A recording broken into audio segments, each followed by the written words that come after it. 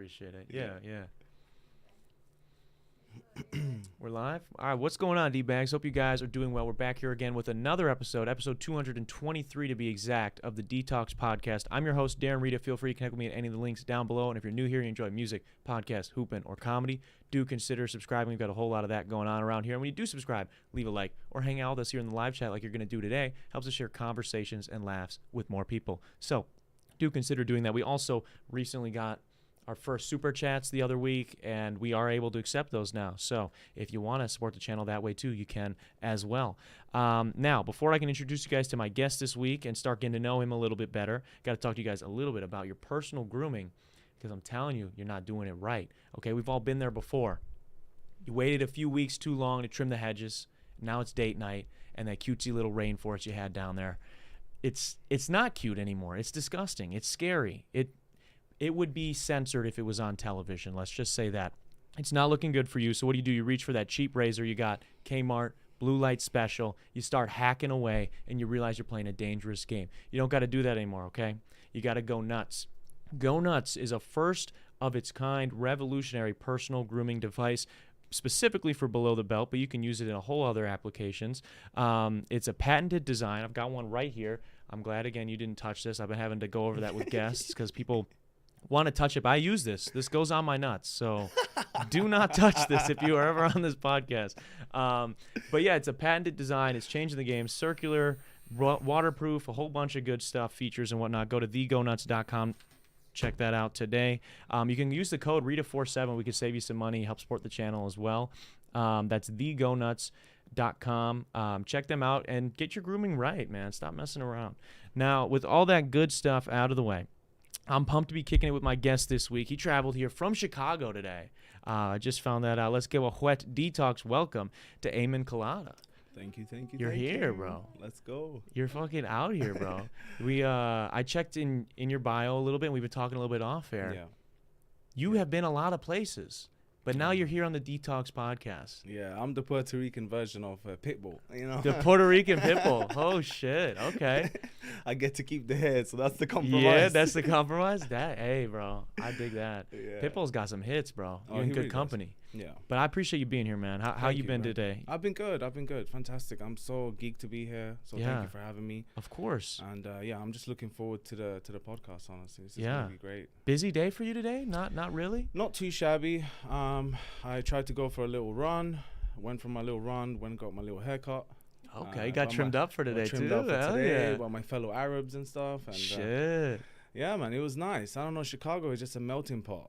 Yeah. And I just happen to fit in almost every part of Chicago, but Evanston or Winnetka, because they're like the white sides, yeah, the north side of Chicago. That's so fair. If they see me rolling through, it's blueberries and cherries usually. Yeah. Okay. So we're gonna kind of get into that. I want to know, like, we talked off air a little bit. Yeah. And just browsing your profile quickly before, like, as we were booking this and getting it set up to do the show today, I saw that you are originally from the UK. Mm-hmm. And I know you've got some material that you've done about that, because sometimes people, especially in rural Wisconsin, don't always believe you when you're like, I'm from here, or I live here, I'm a citizen here, and I'm from the UK, and they're like, come on now, yeah. Where are you really from, you cheeky little? Yeah. No, I mean, it's very interesting. I mean, I'm not gonna lie to you, because I'll give you a little bit of a backstory. When I was out in the UK, prior to coming here, I had to go through the whole green card process, and I had to wait for quite a while before I could even come here. Simply because of all the background checks and stuff. How long did you have to wait, roughly? It was almost a year. Really? A whole year. So I had to go back for a whole year, and it wasn't too nice, simply because I would come across all these fellow Americans who are from California, New York, you know, Las Vegas, and I'll be like, oh, I'm so geeked, I'm going to the US. I need you to know this. And they're like, that's fantastic. Where in the US are you going? And I'm like, the Midwest, Wisconsin. They're like, what? Yeah, why? Wisconsin? Out of all places, why Wisconsin? Yeah. And I'm like, why not? Isn't Leonardo DiCaprio from Wisconsin? And they're like, no, he's not. I don't think he is. I don't think he is. They sold us that lie. They did. They told you that? They did. I think it's in the movie, actually. I'm trying to remember which film it was. No, but there is a way. film where he goes, I'm from Wisconsin. And they took that and they took ran with that and over there. Literally. And now every time they're like, where's Leonardo DiCaprio from? I think he's from Wisconsin. Yeah. T-Pain sings about that. You Yeah, should know. T-Pain. Yeah, I guess Wisconsin's pretty poppin', It dude. Yeah. is, What man. that 70s show? Didn't that take place in Wisconsin? It did. There's Yes. some soap operas that take place in Wisconsin. So Mhm. we're out here, bro, We're here for it. representing. Yeah, we're here for it. We got the beer too. So Oh my god. got a it's lot of ruined beer. me. beer and cheese. Ruin me. Are you These a fan? calories. I love listen, I love the Wisconsin culture as a whole. I just feel like maybe in my prior life I must have been a Wisconsinite because man, I am all for the beer, the day drinking, the cheese curds, give it all to me. Yeah. Right? I hope my doctor is not listening to this right now. Yeah, yeah, he's gonna break yeah. you up. So It's a you're- she, even worse. Oh, okay. So when you're like, what? First off, I guess are you from the UK originally then? Yeah, so my parents are originally from Morocco. Okay. And you know, I've been meaning to get this out there because I feel like not a lot of people really and truly know my story. You know what I mean? So my parents are originally from Morocco. They both fell in love in the capital of Rabat in Morocco, and my dad at the time was studying to become a doctor. Okay. Right, he was studying to become a doctor, and then basically what happened, he got a little. It's kind of like an internship, an international internship in Italy, in Rome, to be precise. Okay. But this gentleman, the doctor that he happened to be working for, wasn't necessarily the nicest of people. So my dad kind of felt like that was his one and only ticket out, Yeah. which is really ironic because that was kind of America for me, the U.S. Really? Yeah. Okay. So my dad gets that ticket out to Italy, and before you know it, they're living the romance out in Rome, Yeah. you know, with not a single paper or anything, and they were able to work, you know, for over 10 years. And then eventually my dad got a passport, and then my mom was able to conceive me. Really? Yeah. Holy shit. So Yeah. they were waiting. Yeah. Yeah, I mean, I've heard it a lot growing up, to be honest, because my mom, you know, my mom has always been, you know, this kind of like this, she's always had this feminine touch, and she's always been in love with kids. Mm-hmm. So, you know, her being at the age of 25 in Sicily, Yeah. wanting to have kids, and my dad is like, we cannot afford to have kids right now. We have to wait until we get the passport. Yeah. And I need you to understand this. Why did he specifically want a passport to be able to? Because they wanted to get out of there. No, they just wanted to, you know, be citizens. Oh, and I be guess, able yeah, to yeah. just, you know, be able. Obviously, we were already in school and everything, and after I was born already, we already had citizenship. But Yeah. you know, it wasn't easy. They definitely had to go through that whole immigrational thing. So that's why, in a way, I can relate to a lot of people out here as well, or I should say Yeah. everywhere. Yeah. Because for anyone that has that immigrational background, I'm like, well, first generation immigrant, I definitely know what you went through. Yeah. Second generation immigrant, maybe. Mhm. Third, I have no idea. Yeah. You know what I mean? So Yeah, no, because it's something that I know, so my grandparents, they came here from Poland. Mhm. And Oh, so wow. they're first generation. So over here. kurva pierdala, excuse me. I don't even know what you just. I don't speak any other language. Bro, except I know this more one. Polish man than you. G. Yeah, shit. Shit, dude. They're gonna grill me for that. But yeah, so they came here. My grandpa came here first, and then he like worked, got some money, Yeah. and then he got my grandma over here, and then That's they awesome. they had their kids. My mom is for, I guess she would be first generation brought up here then, right? Yeah. Or second generation. I Yeah, don't know how that would work. second, yeah. And it's like even just hearing stuff from them loosely or from my mom about the stories of stuff that they've told them. I mean, that's a whole struggle that a lot of people don't get, that they don't understand. Because how could you if you don't go through that, right? Yes. You know, it's like it's a weird thing where if you are born in a country and you don't ever plan on like leaving that country, like wanting to be a citizen elsewhere, like if you're born somewhere here, like in the United States, Yeah. and you're like, oh, why would I maybe want to go anywhere else? Like I have a lot of opportunity in front of me. It's something that you don't even ever think about. That is very true. And I mean, I see that over and over again because, you know, as I was telling you earlier, you know, one of my duties, one of my jobs that I do is that I'm an Uber driver. And I joke about that a lot in my jokes. You know, I'm an Uber driver, and I come across a lot of people.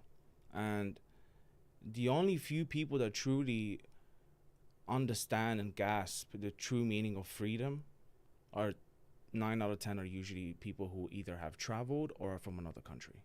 Yeah. And you hear that over and over again. And Yeah. it's unbelievable. Like, I cannot believe that I'm saying this coming from the United Kingdom. Really? But there is no such thing as freedom back home. You don't think so? No. Is it because they they don't take care of their teeth is like a big stereotype. Is that something to do Yeah, with it? Or the wacky backy has definitely something to do what with else? that. What else do they like? What in the UK? Like, if you had to guess, like what's something over there as an example that you'd be like, this is worse maybe, or in my opinion worse than here in the US? Than here? Well, first of all, as I said, what I mean by freedom is simply the fact that you have cameras everywhere. Everything is super controlled, and it's kind of like a system. You know, over here, you have that American dream. You have that possibility of being able to become a comedian, being able to work on the side, and hopefully you might just make it. But in the UK, I feel like you don't even have that, hopefully. Yeah. A lot of the people that I grew up with seem to have given up on life at the age of 21. Yeah. You know, That's sad. I'm like, what do you want from life? They're like, oh, no, I'm good. I'm just going to do my little PT certificate, do a little bit of personal training during the day, 2-3 hours. I'm going to go smoke my little bit of weed and drink my little bit of E&J. Hell yeah. I mean, nothing wrong with that. You know what I'm Yeah, saying? some people are into that, man. You know, No, but nothing wrong with I know that. a lot of people like that too here. So to be fair to them, there's a lot of people that give up early here too. Yeah, and I'm like, I just honestly, I just see all this talent just being wasted, man, just being wasted. And that unfortunately also comes with the whole immigration process. So taking you back to Italy, where I was born, right? Yeah. So I was born in Sicily, Palermo. So my first language is actually Italian. You know, I'm one of the only brown kids in my neighborhoods, believe it or not. So here's when my kind of like, you know, the alien kind of virus starts to like kick in.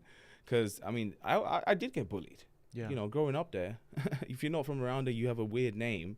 You're hearing Francesco, Maria, Anna, Rosalia, and then you hear Ayman, and everybody goes, Ayman. So there was definitely that. And also the other thing as well, which I'll share with you, that I'll give you guys a bit of a gem, one big gem here, which is the fact that they used to call me Dumbo back in school. Dumbo? Yeah. You wanna know why? Why? Because my ears, I had adult size ears. Like the ears I see now, they seem normal. They seem normal, right? Yeah. But I used to have a small head. Like, you know, growing up as a kid. Your head caught up eventually. Yeah, eventually. Thank God. Wow. Yeah. So Shit. I would have like adult size ears and just like full on walking down the hallway, and I'm dragging half of the wind with me, bro. And you could hear them talking shit about you too. Oh my God. That's the worst part about it. They're like, everybody stay behind Ayman so that way we don't have to go through the winds, you know? Fuck, dude. Yeah, that's fucked, man. But it was great. It builds character. Yeah, I guess you could say that. Yeah. What's I guess growing up there, is there anything now that because you've been here for like 5 years now, right? Yeah. And before that you were in the UK for Correct. a long time. Yeah, So like what would be, if you had to say like a key difference maybe culturally going to school then versus maybe like what you have seen here, because you didn't go to school here necessarily, but what you kind of perceive it as? Absolutely. So, I mean, I honestly loved growing up in Sicily, man. I cannot describe it to you enough. What's the weather like? Like, I'm talking about the coldest it gets is 65 degrees. Oh, I'm so jealous, dude. You know, I see Italians during Christmas time with coats on and shivering, and I'm like, you deserve to go to Wisconsin. Yeah. You deserve to go through what I went through. That's funny, dude. Yeah. That's my dad's Italian, so I'm Italian as well. I'm Wow, Italian that's and amazing. Polish, and so that's interesting, dude. It's really I want to go to interesting. Italy so bad. I really hope you do go. And if you do ever decide to go, just come find me and I will help you like find the best route to go around, because Some there's good a food lot out there, right? Ooh. I'm big on Italian cuisine. Bro. Oh, mamma mia. Dare, che dobbiamo fare? This Che shit's fire. dobbiamo See, I don't know what you're saying, but I know it's about something good. Excuse me. Yeah, no. So what's like? I guess differences, man. Key differences in what you think at least school would be like here, or what you've seen at least through media and stuff versus maybe what it was for you. So, I honestly, like, being in Italy and being in the United Kingdom, until I came to the United States, I never really discovered comedy, right? So that's when the theatrical background comes in. So, and you know, being in these history lessons, geography lessons, math or science, whatever the case is, it's something about either the language or just the people as a whole. Like, it's just absolutely mesmerizing. They're super passionate about everything that they do. Really?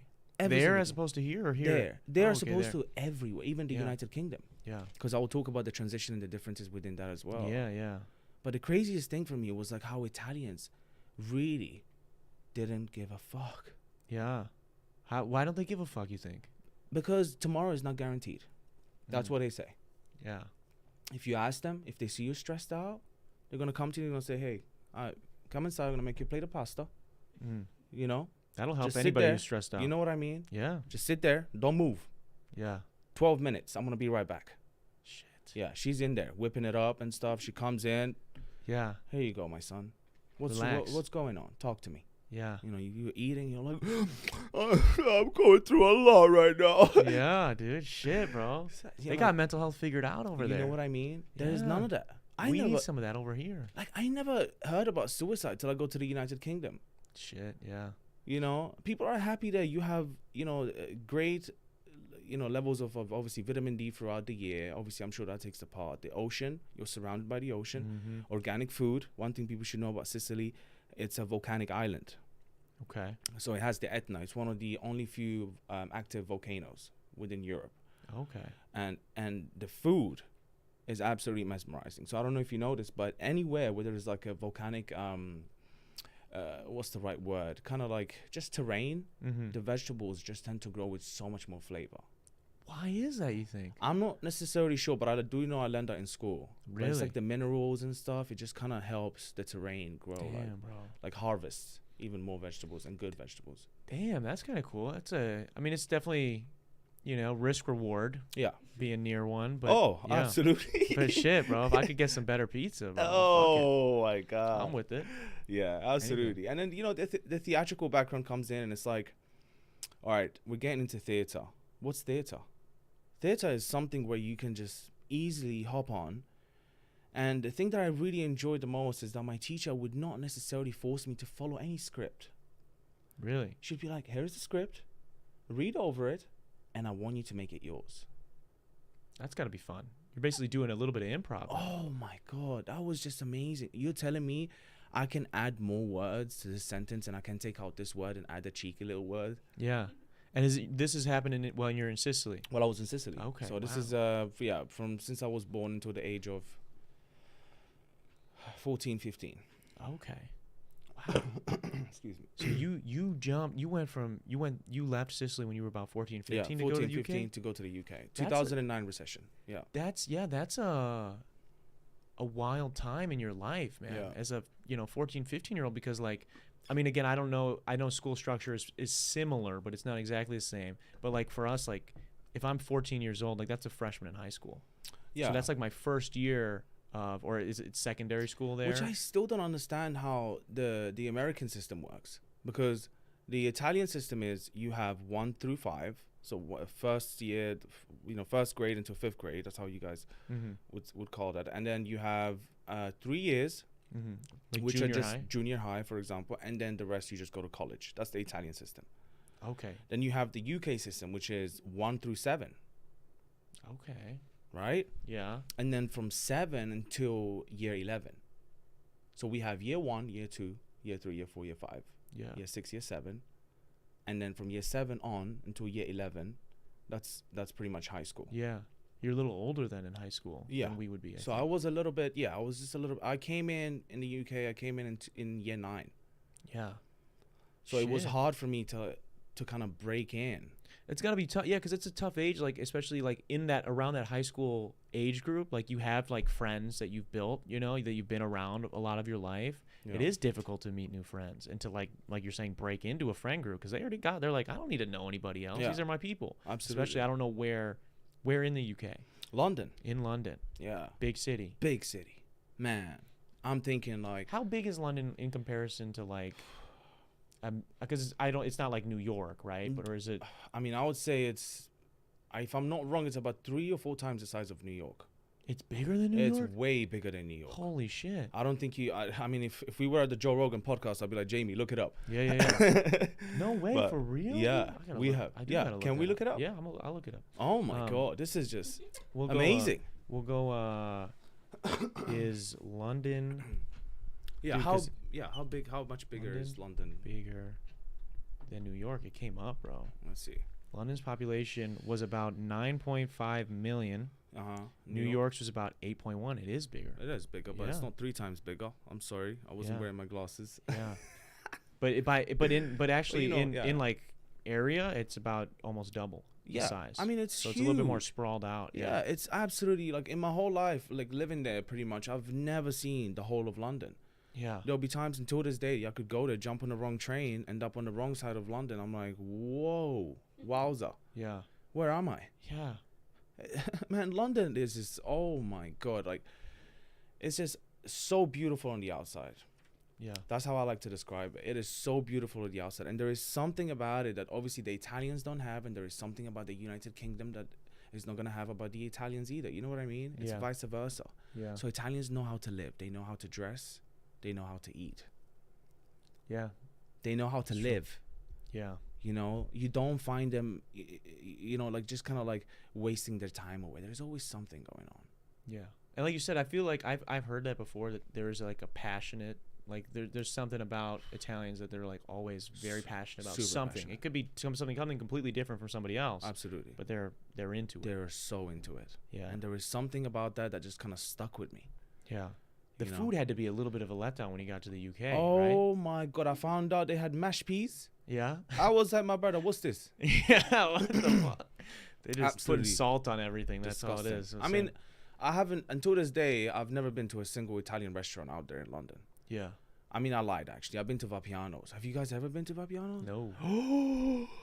Oh Good? my God. I'm telling you, if Julius Caesar were to have a restaurant in his palace, it would be Vapiano's, my G. In London? Okay. Listen, Vapiano's, I don't know who came up with this concept, but Vapiano's is absolutely mesmerizing. So you walk in, it's very affordable. They also have student discounts and stuff like that going on during the week. So it's pretty convenient for everyone. You go in and there's all of these Italian immigrants. So you could get a Bangladeshi, you can get someone like me who's Moroccan, you can get someone who is an actual Italian. Yeah. They're new usually to London. And they usually tend to go to the hospitality field because that's what they're good at. Yeah. So you go in there and you choose your pasta. So you have all these different pastas boxed up right there. Usually like, I don't know, linguine or whatever the case is. And then you choose what kind of dish you want. Oh, okay. And you pick it up on the other side. So the pasta goes down and there is a timer on the water. And once the timer goes up, the thing comes right back. It's like a fryer almost. Yeah. Done quick like that. Thrown in there with the little garlic, with the little pesto and all that. But before you know it, my brother, Seat yourself, or is it you get sat at like a table like a traditional restaurant? It's you can get set out and then you order through the barcode. This barcode situation ruined it for the man then, bro, because we don't have no more interaction with people, and you expect me to tip. Yeah, I'm tipping the barcode. I'm tipping the robot. Yeah, exactly. You know what I'm saying? No, I know. I'm a bartender. I do that as well. So it's like I know those barcodes are coming for us, bro. Yeah, they're definitely coming for us. They got the robot. They got the robot bartenders now. They just one arm and it'll be on like cruise ships and shit, dude. You just give me this and this, and it's got all the liquor right there, and it does it itself. You don't want that in London, I'm telling you. People are just gonna grab that robe and be like, "Give me that hand." Yeah. What's where in London were you at? So Northwest London, Harlesden, NW10. So that's one thing you should know about London is it's all postcodes, and that's what unfortunately kind of creates a little bit of a friction, between these postcodes. Because if you're from Northwest 10, you're automatically beefing with someone who is from NW6. Really? Yeah. Shit. So there is a lot of mathematics going in there. Trust me, these roadmen are smart, That's some algebra that got going on. You guys got gangsters that know their math. Yeah, so all these Somalians going, what are you from? NW10? NW10? Yeah. Shit, dude. Yeah. So were you beefing with people from the other codes? I'm not gonna lie to you. I tried my very best not to get involved into that life, and just to give you a little bit of an idea of my demographic, and that's exactly why I said I am aware of the Polish culture very very well. I was pretty much, I grew in it because London, at the time it was flooded with Polish people. Yeah, Polish people were some of the only people that I would like. First of all, I want people to know we don't have Mexicans in London. Yeah. I have never come across a Mexican until I came to the United States. Really? Yeah. There was no Mexicans over in London. Like, when I saw a Mexican, I was like, yo, he kind of looked like Yoda from Star Wars. No. I was like, brother, can I kiss you? Can I kiss you? Yeah, Jesus Christ. Yeah, man. Like, that's why when people say, oh, why are you making jokes about the Hispanic or my Mexican? But I said, bro, they're my people before they're your people. Yeah, so that's true. Take a seat back, man. So, they're my people. Damn, bro. So do they have any Mexican food out there? Nothing. Not really. No Mexican food. None of that. We have a lot of Indian. Yeah. I'm sure you can imagine. Can you believe that our national dish is tikka masala, bro? Really? Yes. I never had it. The national had it. dish. Well, it's Indian. Yeah. And it's, why? What's your fish and chips, bro? Put that up there. Yeah. Why are you gonna steal Yeah. someone else's dish? Yeah. But, That's wild, dude. Yeah, man. So I don't know where we were Shit, going bro. with that. Oh We yeah, were I talking was gonna about- say with the Mexican food is they don't got any Mexican Yeah. food. That's one of the best food. I'd say it for me personally, Yes. my palate, Italian, Mexican. Yeah. And someone could argue either one. Sure, I would sure. agree Absolutely. with them. But in London is a little bit different. So in terms of demographics, the people that own the corner stores and the shops, Yeah. they're usually known as boss man. Ooh, I Yeah. like that. Boss man. Yeah. And they're usually from like India, Sri Lanka. Mm. Yeah. They mean business. They mean business, man. They pray to many gods. Yeah. Yeah. You know what I'm saying? Okay. So every time you go in there, you want to be nice to the boss man. Yeah. Because if you're not nice to the boss man, you're gonna say, "Can I get 6 wings?" And no, for you only 4 wings today. You're very rude. Really? It's Yeah. just straight up with you like that. Straight up. I they respect will that. they will cuff you. They will literally like fight you at any day. Don't try it with the boss man. Yeah. See, we can't do that here. We have to like bend to the customer here. It's like really, it's kind of the opposite. It's the whole tip culture. Yeah. And I feel like I always need to highlight this because it's Wisconsin. People Mhm. are not gonna most likely know this, but we don't tip back home. Yeah. We just don't tip. Yeah. Because Tipping they is also unfortunate. pay their people a little bit more of a livable wage. So. And we have free healthcare. Yeah. Yeah. See, we're dropping the ball over here, bro. We Yeah, really I'm are. sorry. Like I'm not saying like it's a cup of tea, Yeah. but I'm just saying like they also have their problems. Everyone has their problems. It's all a matter of realizing what it is that you have and Yeah. being humble. I Which guess. problems are you choosing to keep, I guess, choosing to deal with, Choosing to, in terms of. Well, like I'm saying, like that's what it comes down to. It's like neither one is necessarily better than the other. I But it's agree. like 1,000%. you got to And choose your struggle. It really, yeah, I agree. And I feel like if I were to have one struggle, it would be here in Wisconsin, bruv. Let me drown in these beers. Yeah. Freeze a little bit half Yeah. the year. And like honestly, like as I was saying, so the demographics in London, you have the Indian bossmans, the shopkeepers, the food, and those are usually the people that feed you. And what do we have for food? It's wings. Mm. We are like one of the biggest countries when it comes to munching wings. Like to the question where you're like, what do they do with the breast, my brother? Yeah. Because- That's it, bro. Because that's what Chicken Shop. You ever seen Chicken Shop Date with that girl? Yes, Yeah. that's exactly what it is. So they That's see it. that chicken shop. Yeah. There is one of them that's within like literally 2 miles from my house. It's an NW65YT. I know exactly what that is. Yeah. Like, Shit. I'm bro. giving you He like was going there. He was hitting it up. Yeah, so they do these like chicken dates and stuff, and that's kind of become popular. But that's literally what it is. But that's come from that From people that eat London- a lot of chicken wings. yes, we love chicken wings. What kind of sauce? What kind of sauce do you like on your chicken wing? Here is the. I'm about to break your heart right now. Okay. Yeah, man, I'm sorry. I'm about to do this, but we don't do sauce. You doing dry rub? Dry, but it's like it has the breading on it, Yeah. and then crusting and stuff, and it's Yeah, yeah. crispy, Mm-hmm. and like, it's fried up. You just eat it like that, but we never use any sauce. You don't dip it in anything We don't. either? We don't dip it in nothing. These are real men, then, bruv. I'm talking about they're going through cold stone winters Yeah. out there trapping. They don't want to have some ranch, They bro? don't want no ranch, fam. That's Bro, that's a that pussy make it- move, bruv. That's a That's pussy. making it better, bro. Nah, bruv. It's only wet people Some have honey, ranch. honey sriracha or something? Come on, bro. Nah, man. I only speak Anglais. Shit, dude. I see you got a little bit of the boss man energy coming out of you right now. Yeah. What's We miss him, man. We miss the boss, man. Where's with the this like top G shit, this like the top boy? Yeah, top boy Yeah. mentality. Like where does that culture come from, man? Because it's like, I mean, you've seen probably in the last 4 or 5 years like UK drill, UK yes. rap in general finally is kind of getting a little bit more global. Yeah. Like more people outside of before it was a scene, but it was more just the UK people were listening Yeah. to it. Now everybody's listening to it. Yeah, I mean, I'm not gonna lie to you. As much as it looks nice and pretty on the outside, it's kind of like everything, right? It's not necessarily pretty on the inside, Yeah. and the chances of those people making it out are like slim to none, bro. Mm. Like I'm talking about. There's some real street shit going on. There is some real street stuff going on. I'm gonna feed you into that. I'm gonna spill it all out right now, because the people that I went to school with, Newman Catholic College in Harlesden, back when I went there, was known to be one of the worst schools in the whole of London. Really? Yeah, because it was known to attract all of these members that were rejected from other schools, right? And are from different gang members. Oh, that's great. Yeah, let's have half the classroom against the other half of the class. Yeah. Pretty much. Shit. So you have this guy from Wembley, this guy's from South Kilburn, this guy's from Peckham, this guy's from Moser. Excuse me. Yeah. And it's like, And then the teacher's just putting them in a group together and for you a put them project. in a group, and guess what? We'll keep them together for 6 hours, but once they leave school, that's not my problem anymore. That's what the teacher or the head teacher is gonna say. Yeah. Then they leave school, and then they get all shanked up, and then they start playing the victim. Well, and now all that. they're in the same class as them. You know, they're listening. They're listening when they got to like answer shit like, "Oh, my name is so and so. I live here." They're like, "Oh, we know where he's at now." Yeah. They're getting info. For Man, after they school. will smell you before you walk through the door. Yeah. Especially Shit. if you're from Wembley. Wembley's all Indian. Yeah. You're gonna carry a smell with you, my brother. That tikka masala smell, you're gonna bring that to class. That's yeah. Yeah. There. Oh shit. Yeah. bro. If you're from West London, you're more looking at Moroccan, Jamaican. Okay. Those are the neighborhoods. If you're from North London, I could say Polish, and I'll say like English, like actual Cockney guys, like the guys that are always, what are you looking at, mate? You Yeah. alright? You alright, fella? Yeah. Okay. Yeah, a little bit more on a spectrum. Let's just say. Yeah. Yeah.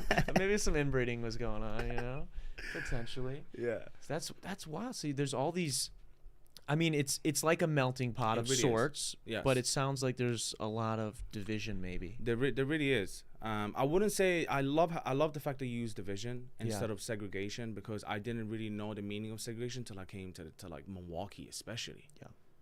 I was like, man, this is the true definition of segregation right here. One of the most segregated cities in the world, I think, but especially in the United States. Wow. Yeah. Like, imagine me coming from London, but I don't look at people for their race, where they come from, or whatever the case is, or what you do. I don't really care. What do you bring to the table? And get out of my face. That's Yeah, really yeah. what it is, right? But over here, it's like, whoa. Yeah. Yeah, we got some shit going on, bro. We good at racism over here. Man, and I love it. Yeah. They love it. figured it out, man. And They that's fucking- exactly why my style of jokes, it's all racism. Yeah. You know, all racism. all racism. Yeah. Yeah. People would just be screaming, howling in the back. Yeah. One of my jokes is,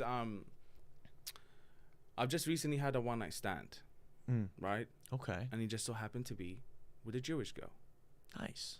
right? So in the middle of the action, I got a notification through Experian saying that my credit score went up by 80 points. God damn. It'd be like that, bro. It'd be like that, bro. And there is another counterpart to it, which I'm not gonna say. Or do you want me to say? You know, yeah. We'll save it for the stage. Make them come see you. People come see you live. Nah, dude, no. that's fucking. Yeah, dude, it is wild how much I would say like here you're mentioning it's more of maybe a division there as opposed to like we have like legit. I mean, we had legislation in place, dude, Yeah. to like keep people away from other people. So Yeah. it is that part of it is a little different. But like, so you're in school then in London. Yeah. What did you want to do? Like, what was like because obviously like, about 14, 15 years old, you're in London. Where are you thinking you're going to be in the next 5 years? In that moment, like take me into that moment and where you want to go, because obviously something ended up happening that took you here. But what was the plan? I mean, I went from being one of the softest, nicest guy to literally one of the most ugliest teenagers ever. Ugly how? Rude, disobedient, kind of had this rebellious. It was kind of a rebellious stage. Why? Why do you think there was? Because I saw my whole world just turn upside down.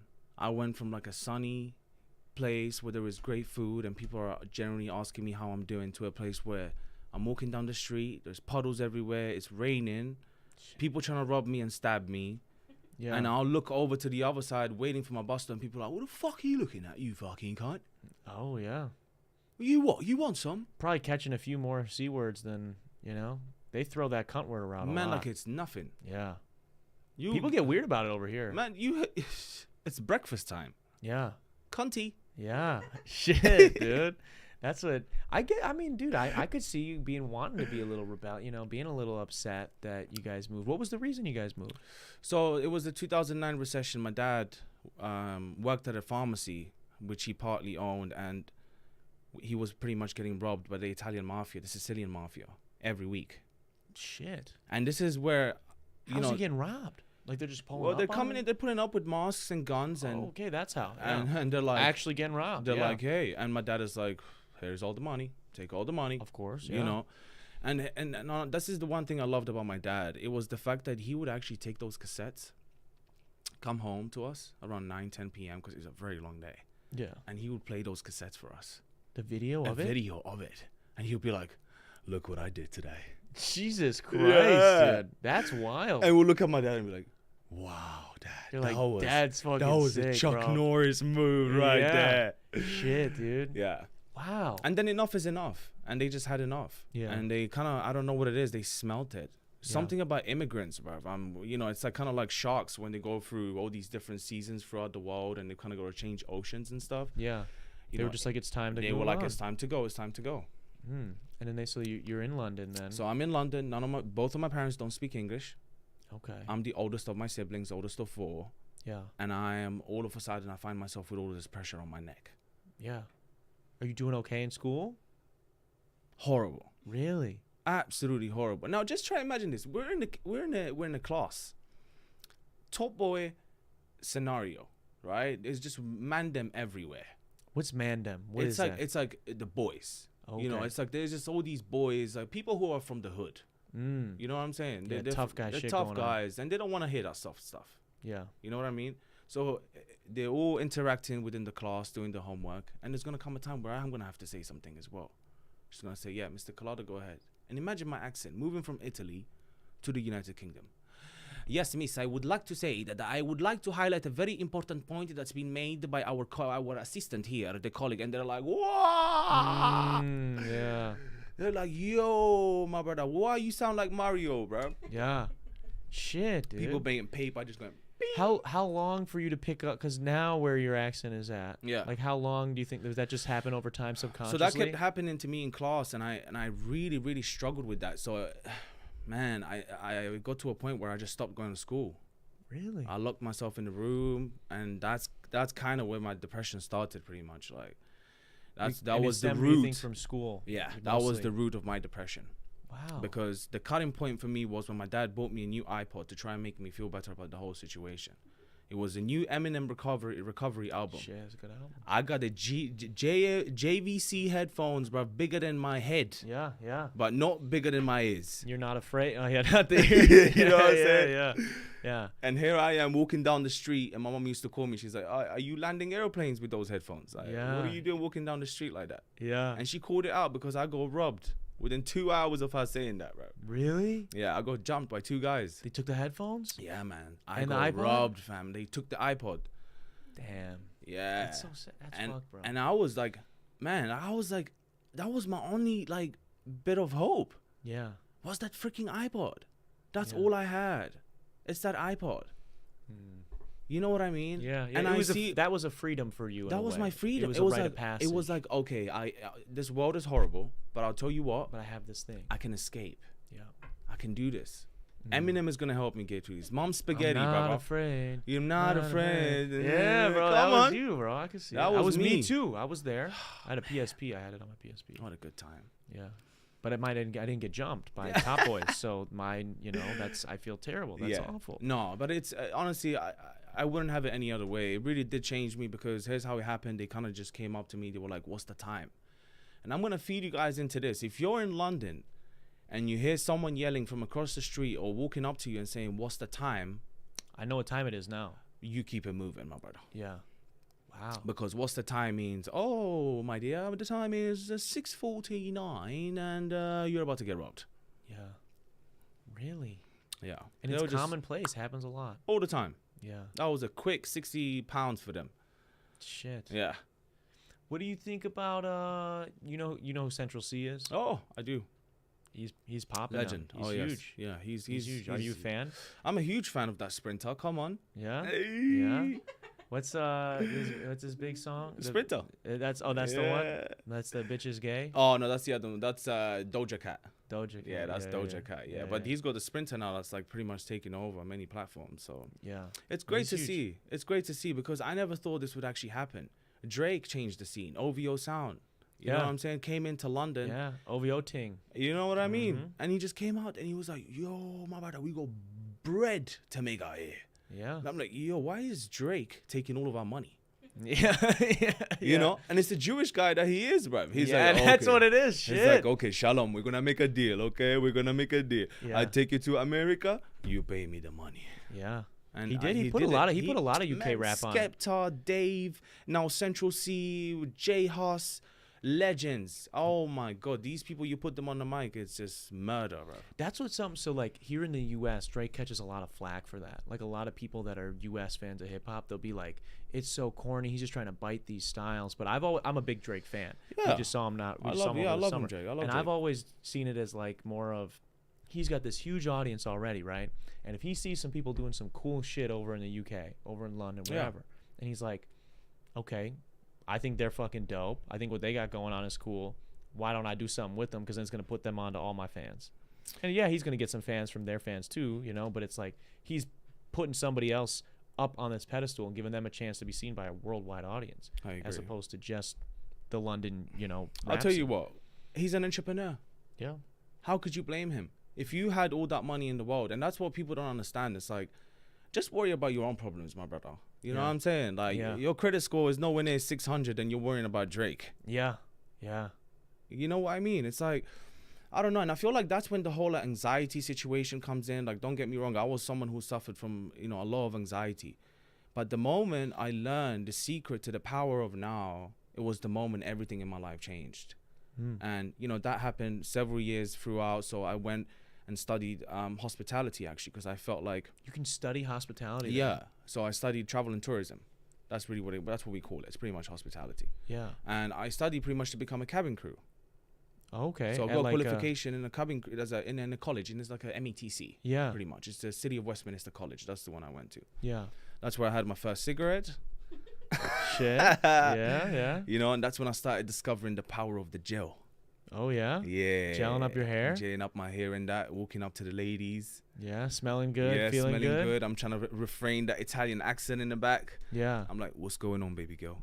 Yeah. How is it with okay, give me this. So how is it talking to girls, or give me the difference between maybe Sicilian women, UK women, and American women, or at least United US, like Wisconsin, Chicago, whatever. All right, Sicilians, they lock it up their ass. I'm gonna just say it. Yeah? I know. Oh shit, bro. Sicily out here, Yeah, bro. man. Sicily, they lock it up their ass. They Okay. Shout out to I'm them. talking about cucumba. Yeah. You know? Oh yeah, Yeah, baby. Let's bro. go. I've never done it personally. I'm gonna be honest. I'm gonna just say it. Really? I've never done it, and And you was out there, bro. Oh, you were young when you But were I out was there. young, Yeah. but they wouldn't give me a chance. Cause Yeah. look, this Puerto Rican cunt out here trying to get a taste of this Yeah. ass. I'm like, yo, allow it, bro. Let me. Come on, bro. Come on, man. Even You if have to go back. You're gonna have to get a flight back. I tried, man. I did that already. Oh, Didn't yeah? work. They don't- Shit, They're like, bro. we don't want to have nothing to do with you, bro. Damn. Take your tamales back to where you came from. Bro. Shit, dude. Okay, so they're doing lots of anal over there. That's sick. Sicily, man. They love like their anal. I don't know what it is about them, and their I'm underwear, moving. like their tight, like speedos. I'm sure you guys know about Yeah, that. yeah. The Oh, beaches, yeah. Jesus Christ. And you go to the United Kingdom, disabled toilets, my guy. What is Yes. So obviously, growing up in London, not a lot of people can afford, like, you know, and also like from the cultural background, like you cannot bring a girl to your house. Unless you guys are like actually boyfriend and girlfriend. that? In London? In It's more London. like that? Really? Yeah, I mean, I'm going to bring a girl to my house. I come from a Moroccan household. Oh, My yeah. mom is going to be like, who the hell is that girl? Yeah. What are you doing with that girl? I'm like, Mom, what do you think? yeah, exactly. It's a Barbie world. You know what I'm saying? yeah. Nah, but it doesn't fly in my house. Okay. Yeah, you cannot bring girls over. There's none of that because obviously, you know, growing up, my mom always taught us, she's like, you got to be respectful of women. Mm. I don't give a fuck. Yeah. She just told me like that, straight up. She was like, don't play women. Don't fuck with women. If I find out you're fucking woman, I'll fuck you up. Yeah. Imagine my Mom's mom. a feminist, bro. My mom is still almost 6 foot, you know. My mom is as tall as me. Oh shit, bro. And she does boxing classes and she does spinning and shit. She hoop too? No, she doesn't hoop because basketball is not a thing back home. Oh, But okay, that's fair. honestly, But bro, she could if she wanted to, bro. Oh my She days. sounds like she With built all for the it. Polish ladies that are out there in London, bro. Yeah. Do you see that bike? Yeah. On that, They on that shit. ready. They will take anybody down. She always tells me, she said, when you're ready, let me know. Really? Yeah, send me the location. She's like Khabib Nurmagomedov. bro. Yeah, she trying to set it up. They got the Yeah. influencer fights this Yeah. weekend. She's Maybe like, you just- guys get the undercard. Man, me and my mom, bro. We What's this definitely had bruv? option. Bruv is big over there. Yeah, bruv is big. It's like mate in a way. It's like bruh. Yeah, kind of like Kinda bruh. like bruh, Yeah, a little I bit. this whole It American. sounds cooler, bro. Thank you. Bruv. Bruv Yeah. is cooler. I'm about to get better at that. Yeah, and it's also about, you know, English. If you want to speak, you want to sound like an Englishman. Yeah, you gotta question everything you say. So ask me, how do I get to Chicago? How do you get to Chicago? All right, so you're going to go all the way down, yeah? And then you're going to keep going, yeah? And then Yeah, after okay. you're done getting after the border, yeah? You're going to take a right, slam yourself onto the wall. Once you get to the wall, take a left, keep going, yeah? Once you get there, you're going to know how to get there. Do you know what I'm saying? Yeah, I get it now. It's Okay. like, thank There's you, like mate. Cheers. Thank you. There's Bye-bye. there's a confidence with you're like, but you're saying everything as a question. Almost. Yes. It like ends upward. And it's all like, kind of like floating up in the air. Yeah. Because if you think about it, it's all just like, kind of like noises. Oi, oi, Danny boy. What's happening, mate? You alright? You doing, fella? It's like kind of almost like singing, and it makes sense. You go to Wales, you go to Ireland, they're still whistling to each other from mountain to mountain. Yeah. Okay. You know what I'm saying? So That's how the Beatles got it done, bro. yeah, man. Makes a lot more sense now. And people can't even understand me when I say I want a glass of water in America, fam. Really? Yeah. Oh, the water. The thing is struggle, tough. bro. Yeah. Oh. Yeah, you guys, the water shit. Every time. Now I feel like 007. Can I get a glass of water? Mm. You heard me. Yeah, that was good right there. Thank you, bro. You I worked on it. I You worked did. on it. What else what else is said differently here? I mean, this new lingo that's coming up with the whole bet. Yeah, you know, bet's cool. like bet. It's like, what are we betting on, my G? Like that's the first thing that comes to my head. It's like, what are we betting? Are we playing money out? What are we doing? Yeah, yeah. You know, and then you know, like it's everything. Like for show. For sure. What else yeah. you got for me, Darren? I'm What trying else? to think what else we got. We were going over this a couple weeks ago with another comedian buddy. We were talking about Riz, and you know what Riz is? No idea. Riz is like you riz up a chick. Mhm. Like that would be like it comes from like charisma, Okay. like the word charisma, Yeah. and so then it's like he's putting on the Riz right now. Mm, It's like a you spitting game. game. Oh, you yeah, spitting he's game. game. Yeah. I see. I'm trying to see how you would say that in London. Man. Like if he was chatting up, would it be like chatting up a? Chatting up a ting. Yeah. That's see, usually what it is. it Yeah. sounds cool. Like Yeah. if I were to say chatting up a chick here, that would just sound weird. But like when you threw the fucking But then UK you have shit on it. Like here's the other thing as well. Like a lot of people were giving me crap for the whole English accent situation. I'm like, well, I didn't choose that for myself. It just so happened to have grown in me, and now I have an English accent. And I'm like, if you really feel some type of way about my accent, why don't you go try the same thing over there? Yeah. Go to the UK, try to be funny. Yeah. But it's just not gonna work. I Yeah. did that. I went back, I think it was in January, and I tried to go all over downtown, Piccadilly Circus, Trafalgar Square, trying to find open mics on Facebook and everything. And I was so disappointed, man. Not a big scene. Wow. It's almost close to zero.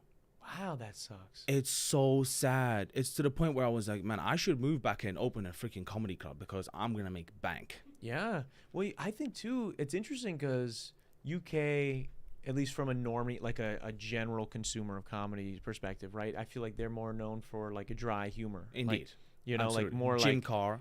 yeah, and a lot of like even when I feel like less stand up and more like television and movies where it's like the dry humor has it's going to work better in those environments, Yeah. right? It can work in stand up too. But it works better, I feel like, in those mediums maybe. Yeah, I mean, I was getting to that, Darren, because I'll tell you what, the main problem is people in the United Kingdom are not going to give you the chance. Yeah. That's the problem.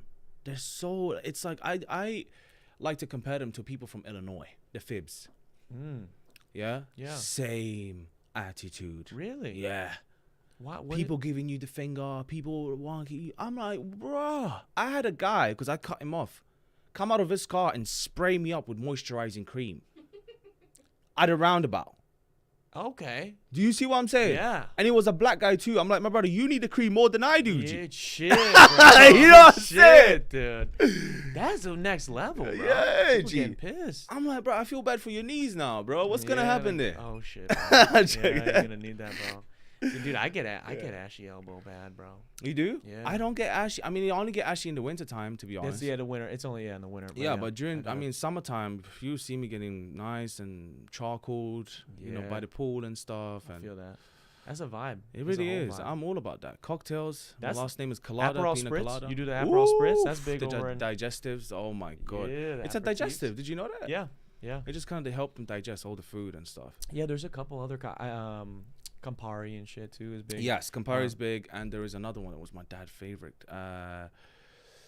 Negroni. Yeah, Negroni. Yes, that that's one. aperitif as Oh well. my god, my Yeah. dad is also. Oh my god, my dad is such a freak, man. I think Yeah? that's where I got it from. Yeah. You have to understand, he's a freaking pharmacist. Pharmacists, like, they know the secret to everyone Yeah. and everything, right? So this guy is teaching me how to grab women Okay. at the age of like 15, 16. He's not slipping you any pills to do that, is he? No. He's like, there's a technique. And he'll throw me gems every now and then. Yeah. Read this book. Chapter 6. Shit. Sentence 4. He's got it posted. Yeah, G. He's like pressure points. Yeah. Yeah, Shit. just make sure before you get in there, make sure she comes before you come. That's great advice. That's You sound know, advice. Yeah. come on. Exactly, bro. Wait, we were doing this Oh, before. we're good. Yes. Let's go. Yeah. Come on. There we go. Thank bro. you for practicing in the car park. Yeah. No, Yeah, dude, that that's what it is. We got some people in the comments here. Got some questions about the UK here. It looks like the Gorillas are from the UK. Did you know the Gorillas are from the UK? Gorillas? Who's Gorillas with the Z. They It's a what's music this, band. Music band. Yes, yeah. I've heard of them. Yeah. They had a I've couple of hits. And what do we got here? Shout out Kai Cenat. Do you know who Kai Cenat is? He's the streamer. Oh yes, yeah. Didn't he have Central C on his show not long ago? I think so. Yeah. Yeah. Okay, that's what this. We just had some random UK commentary up in here. Fantastic. But yeah, dude, it's crazy. All this different slang and all these different cultural things. You got bruv, which I think is cooler. I think you guys win on that. Bruv is cooler than bruh. Yes, absolutely. I think that one's cooler. I think what's something that's better here? Since you've been here, what's something you think is like, oh, America does this right? Gas. Gas? Yeah. Really? You guys have cheap gas, bro. Really? Yeah, really cheap gas. Like gallons. You guys have gallons. We Yeah. have liters. Yeah. I mean, we pay so much money for everything. It's like when I came here, I was like, what? This is free. Yeah. Can I take this? Yeah, but we get you on the other side where you're going to die of an illness that could have been cured because you could have gone to the doctor. Mate, I'll tell you what. I already did my homework. I signed up with the UW financial assistance. So I'm good for them. I'm covered. There you go. Anything happens, they take me to Madison, 608. Yeah. Take me back there. I got some people that's smart. I know some people too that they I'm sorry. they go over to Poland to do their shit, bro. Oh It's my cheaper. God. I used to do that actually. Yeah. It's funny you say that. It's cheaper to get a round trip fly across the fucking world, get the procedures done and come back than it is to just have insurance. I absolutely agree. All of my checkups, every single, and that's another thing I want people to know as well. Like I take my health very serious. A lot of people tend to see me out in bars and clubs drinking and smoking and doing all of that. Like, yeah, it's my time off. I'm off. I'm chilling. That's why I'm getting a little rowdy. You know, that's why I have all of that energy. What do you like to do to get rowdy? What's your drink of choice?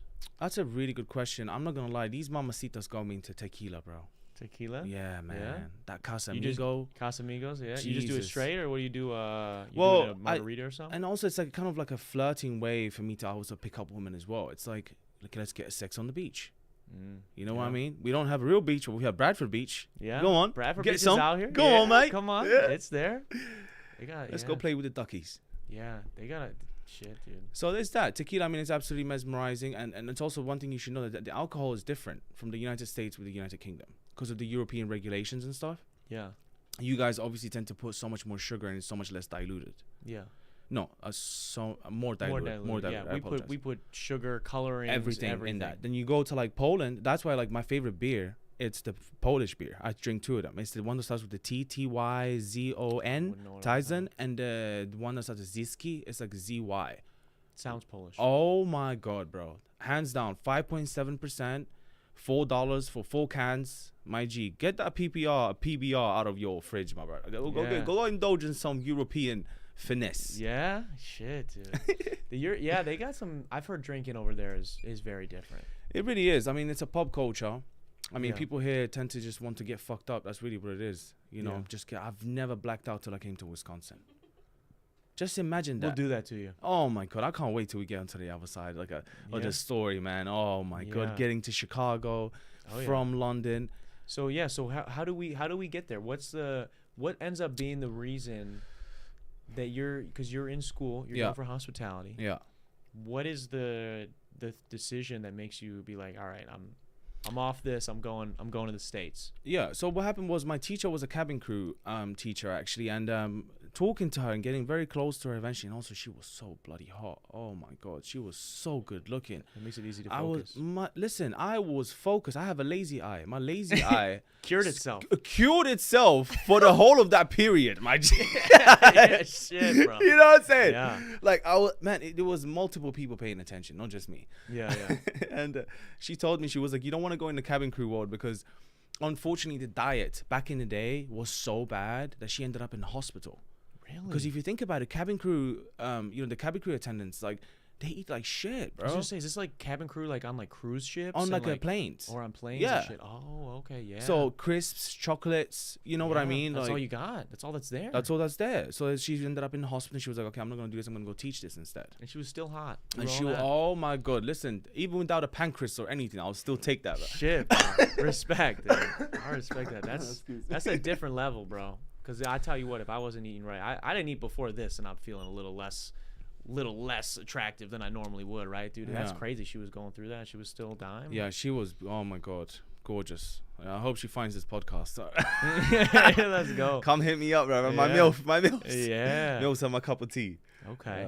So she's giving you some sound advice, yeah, and she then is.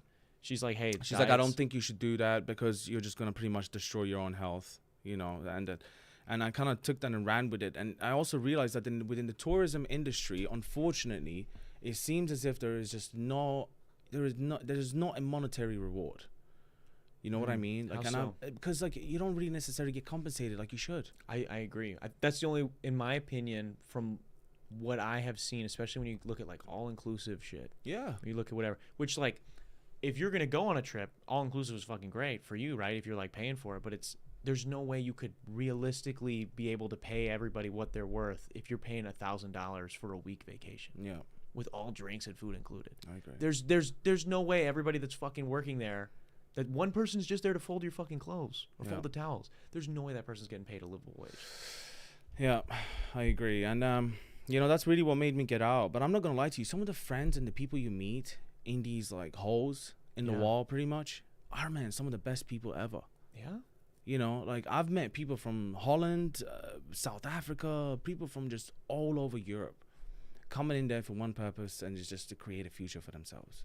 Yeah, that was amazing. That was really beautiful to see. It's the common struggle, you know, and you see that over and over again in trains in London, the tubes and the buses. You see people fall asleep all the way to the last stop. That's a very common thing that happens to us. Yeah, you just fall asleep to the bus driver. The bus driver is coming to wake you up. He's like, "Hey, dear, just to let you know, you're at the last stop. You gotta get out the bus." Yeah, and you're like, "Oh, I'm sorry, boss," and you just get out. Yeah. So, you know, there's definitely that side of it. And then, you know, I left, and then I was like, okay, so I could either go to university, or I could just take a gap year. So I took a gap year. Okay. Absolutely. You know what I'm saying? By the way, do you know what GAP stands for? No. You don't? No. Oh my God, you're gonna love this. So GAP in the UK stands for Gay and Proud. Okay. Yeah. So you took a Gay and Proud year. I loved it. Yeah. Fucking amazing. That's good for the mental health. For once, I could relate to the Sicilians. Yeah. You know oh, there you go. Yeah. Yeah. Yeah. I mean, why not, right? That's a tough, but was it more so you didn't know what you wanted to do? I didn't know what I wanted to do. You didn't want to make a rash decision. I didn't want to make a rash decision, definitely. And being, you know, I was finally starting to slowly see some sort of light now that I'm done with my studies. I'm like, okay, maybe I can now just do something on my own and find my own happiness in something else. Yeah. Because at this point, I no longer do theater. I've lost sight of theater. I don't have. You're not doing any performing. Not doing any performing or creative stuff. None of that. Wow. You know, it's all just gym, work, uni, gym, work, uni, gym, work, or college or whatever the case is. And when I left, what happened was I came across honestly, an angel disguised as a person, bro. Like Joseph McCann, the CEO of Teach Now. Oh my God, this guy becomes my mentor. Really? Yeah. I was only supposed to go in there for an internship. I was only supposed to go there for admin work. Yeah. He sees me and he kind of sees himself in me in some type of way. And he's like, I want him over here. Throws me in the sales room. This is a recruitment agency, teaching agency. Yeah. Throws me in the room and he goes, here's an iPad, here's a notebook, here's a phone, and here's a computer. Go crazy. So the computer had over 5,000 cold contacts in a spreadsheet.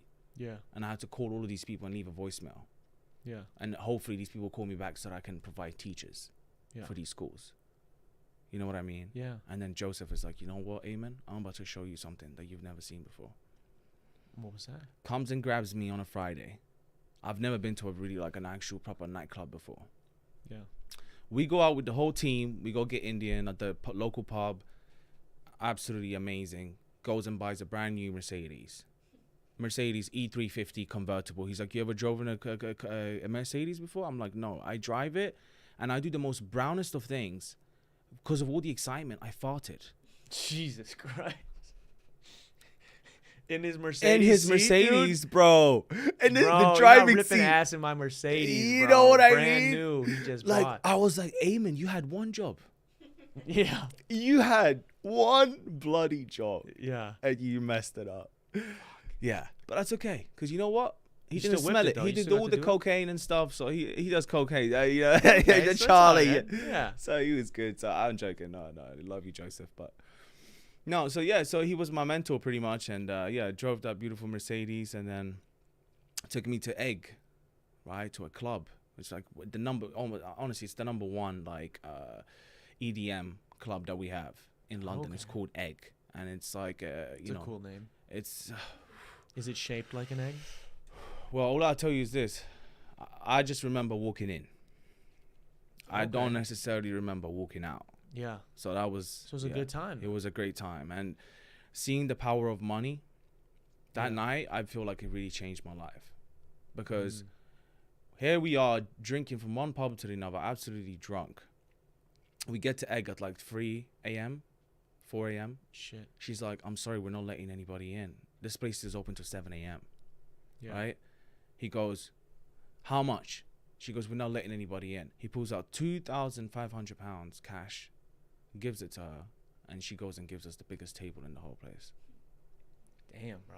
So you definitely witnessing the power of money. You know what I mean? Like bottles of vodka, this and that. So what do? The brown person that I am, I start grabbing the bottle. I'm like, yo, baby, go, come to my section. Come to my section. Yeah. My section. You balling, bro. Yeah, bro. Fuck it, dude. I lived it for one night. Yeah. But that had to be inspiring, I imagine. Oh, it was. And then it's really interesting. I mean, and that's where I also learned where, the fact that money doesn't necessarily buy you happiness, because that night I went back with Joseph. Joseph was completely blacked out and took him home. And I'm not going to lie to you, like that was one of the hardest moments I ever witnessed, because while we were in the cab, he was asking this driver where he could find crack, where he could find cocaine, where he could find crack, where he could find cocaine. And bear in mind, I'm 19, bro. Like, I'm like 18, 19. Yeah. I'm scared. Yeah. This guy's saying crack cocaine. And he's like your boss, kind of. And right? he's my boss. So yeah. I'm like, what situation am I in right now?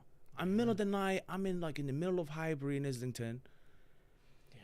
Right in between Hackney, which is where they shoot the Top Boy. Oh, okay. So it's like right there. So I know if these people, like, we get caught lacking, we're done. Yeah. He buys his stuff, goes home, and starts smoking that shit. Like, I've never seen people pulls up a spoon. I don't know necessarily how that stuff works. I don't know, but he pulls out a spoon, starts burning stuff. Yeah. And I just lose my head because the guy passes out after doing a hit. And here I am thinking he's dead. Yeah. You know? How would you know? You're 19, bro. You don't fucking know. You don't do crack. Yeah. So it's like, and I'm doing all of this just so that I can get out the house and I can be the man. yeah. I can show my parents that I'm also like, I'm trying to do my part. Yeah. Shit. Yeah. It's heavy, man. That's a lot right there. Yeah. How was he okay? He was obviously Yeah, okay, he I was imagine? okay. He woke Yeah. up the next day. He was fine. Yeah. We never spoke about it. We never came up ever again. And that was honestly the last time I ever saw him. He left me with a present, which was the best present ever. What was it? It's a beautiful book by Eckhart Tolle. It's called The Power of Now. Yeah, I've heard of this book. I would Never read it yet. highly recommend it for anybody who is into books, or even there's even an audiobook, or there's even videos on YouTube, because there is nothing like the now. You know, like tomorrow is not guaranteed, and we go back to the Italian mindset and everything. And, you say, oh, why are you happy? Why are you living until like we had the nun in our neighborhood lived until the age of 112. Damn. And died. What was the cause of death? Natural death. Just like, I'm done. She's like, Just tapped out. I did it all. Did it all. Yeah. Even Jesus is sick of me. Yeah. Yeah, dude. He's like, all right, all this devotion, we got to call it a night. Yeah. He's like, that's too much. No, that's. I mean, yeah. I've definitely felt that. That's something I think a lot of people struggle with is how being present, right? Is being in the right now. And so I've heard of this book and I've been wanting to read it. I read every day, so it's awesome. on my list of books to get to. Absolutely amazing. But I also want to share the story with you about the first time I actually ever went to a courthouse. Okay. Yeah. Was this in UK? This was actually in the London? US. I don't know if you want to get to that in a little bit or. Yo, how do we get? I just want to know how we get from there, right? So you're working with this guy. Yes. How does that take us to? At what point are you like, man, I want to just do my thing here in the U.S.? So I don't know. It was like this one night. I remember I was sitting on my phone, and like I was just this little window, and I was just looking out this window, and I could see the moon, and it was just kind of one of those moments, man. Like I think somebody was listening. You know, what were you? I was just being told venting out. I was just venting out, and I was like, man, I deserve more. I deserve more than this. I don't want to settle. My life is worth so much more than just being a freaking roadman, bro. Yeah. I can't make it into a business setting. I can't work in a corporate setting because I don't have the experience. And London is all about who you know. Yeah. A lot like here in cities too as well when it comes to business stuff, business right? and corporate stuff. So Yeah. it's like, how am I going to make it out? Yeah. How? There's only one way, and I'm going to do it. I'm going to book that ticket to Chicago. Chicago came to my head. I didn't even know where Chicago was on the map. Really? Yeah. That's crazy, dude. You're just like, bucket Chicago. Yeah, I'm like, Chicago. Why Chicago? Why not New York? Why not LA? Because I have an uncle of mine who lives in Wisconsin, like upper north, on the north side of Madison. Oh, okay. So we came to visit him. I remember it was during 2017 because he had cancer. Oh, sad. Yeah, so we came to visit him to take care of the kids, and then we kind of left. But Madison stuck with me. Yeah, it's a cool town, cool city. So I've just been exposed to my ultimate ticket out. So here I am, like manifesting all of these things that I want, right? This trip comes along, and we're like, okay, let's go. We go over there, we do this, then we come back. Yeah. Right? We come back, and I'm like, oh, there is something over there for me. I feel it. I was coming back on a plane, and I was asking this lady, I was like, what's my purpose? I can't find my purpose. This is when, like, that eagerness. Something in your intuition, something your gut is telling you, like, dude, this is where you want to be. This is a leap you need to take. Yes, and you have to do it. It's life or death situation. And how soon after, like, that moment? So after that moment, it went a month. Really? A month went by. I went back to work. I was grinding in security, working in nightclubs, strip clubs, football stadiums, you name it. I did it. December, like Christmas parties, all of that. Grinding out, 12-hour shifts. Yeah. I'm telling people I'm going to America. People are laughing at my face. Really? Yeah.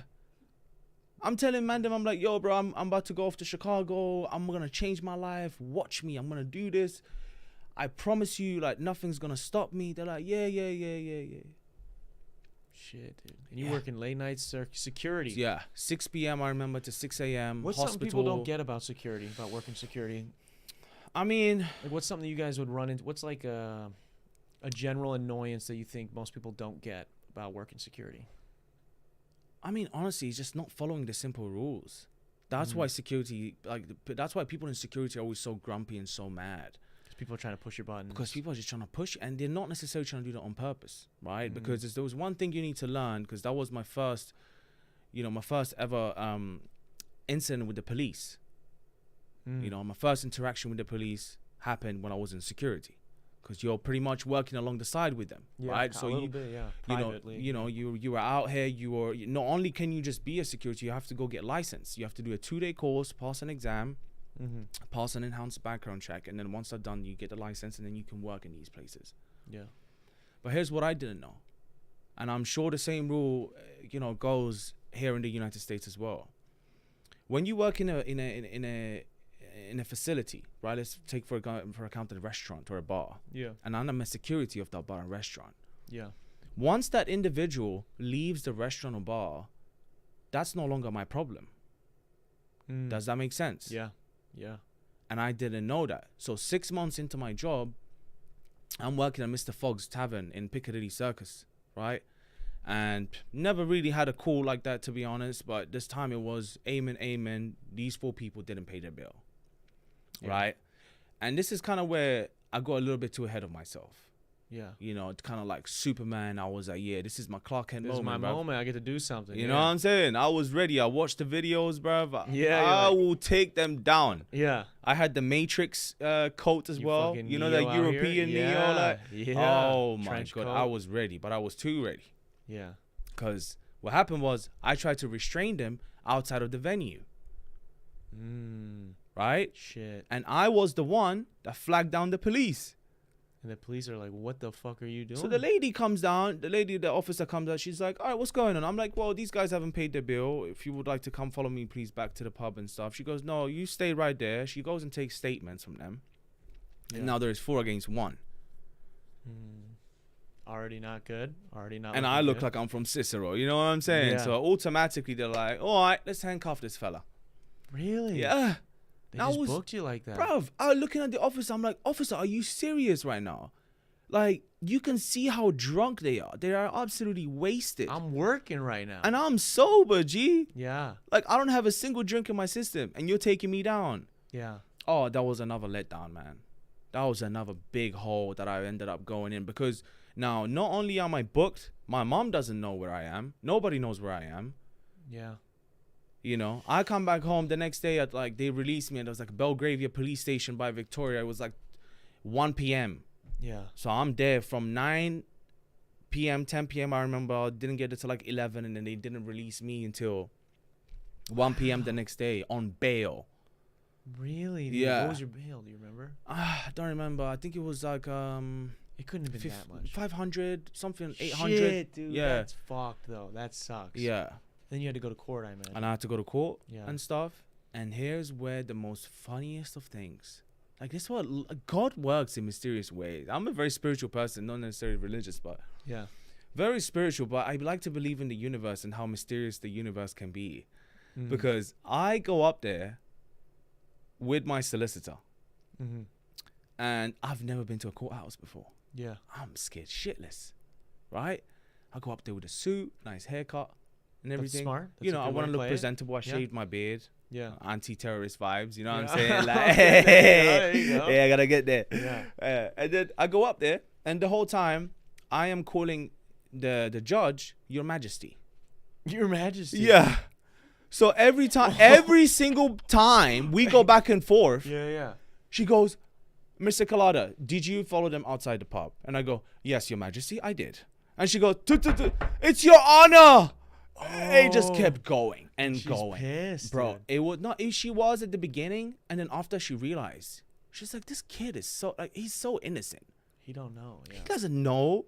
Yeah. And the solicitor jumped in. He was like, Your Honor, please don't. I was about to say Your Majesty. Yeah, he's still in it. Your Honor, I was like, please don't do him wrong. You know what I mean? Like, he's still got his future ahead of him. Can you please, like, just help him out? Yeah. You know, and they were all laughing and giggling by the end of that. Their party was also there, and I had to pay the fine to them because I was actually, you know, it's kind of like found me guilty in a way, but it wasn't because It was like a plea deal. It was a plea kinda. deal Yeah. because they gave me a conditional discharge. So this is where my life changes. The condition was for 2 years, I don't want to hear from you. I don't want to see you. If you get arrested within the next 2 years, not only are you going to get charged for those crimes, you're also going to get charged for the previous crime that I let you off on. Yeah. Shit. So I've just come back from You gotta be America. a good boy. You know, I've just come back from America. I've seen heaven. Yeah. I've seen my gates, Yeah. my way out.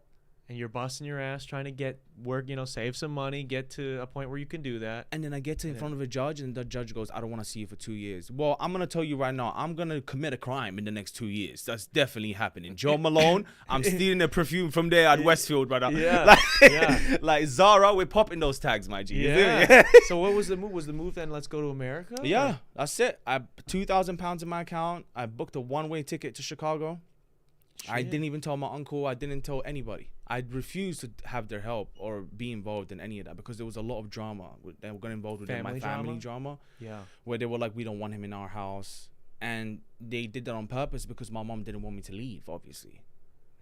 So my mom was like, you've got to make sure he doesn't stay with you. And he will eventually run back home. Yeah.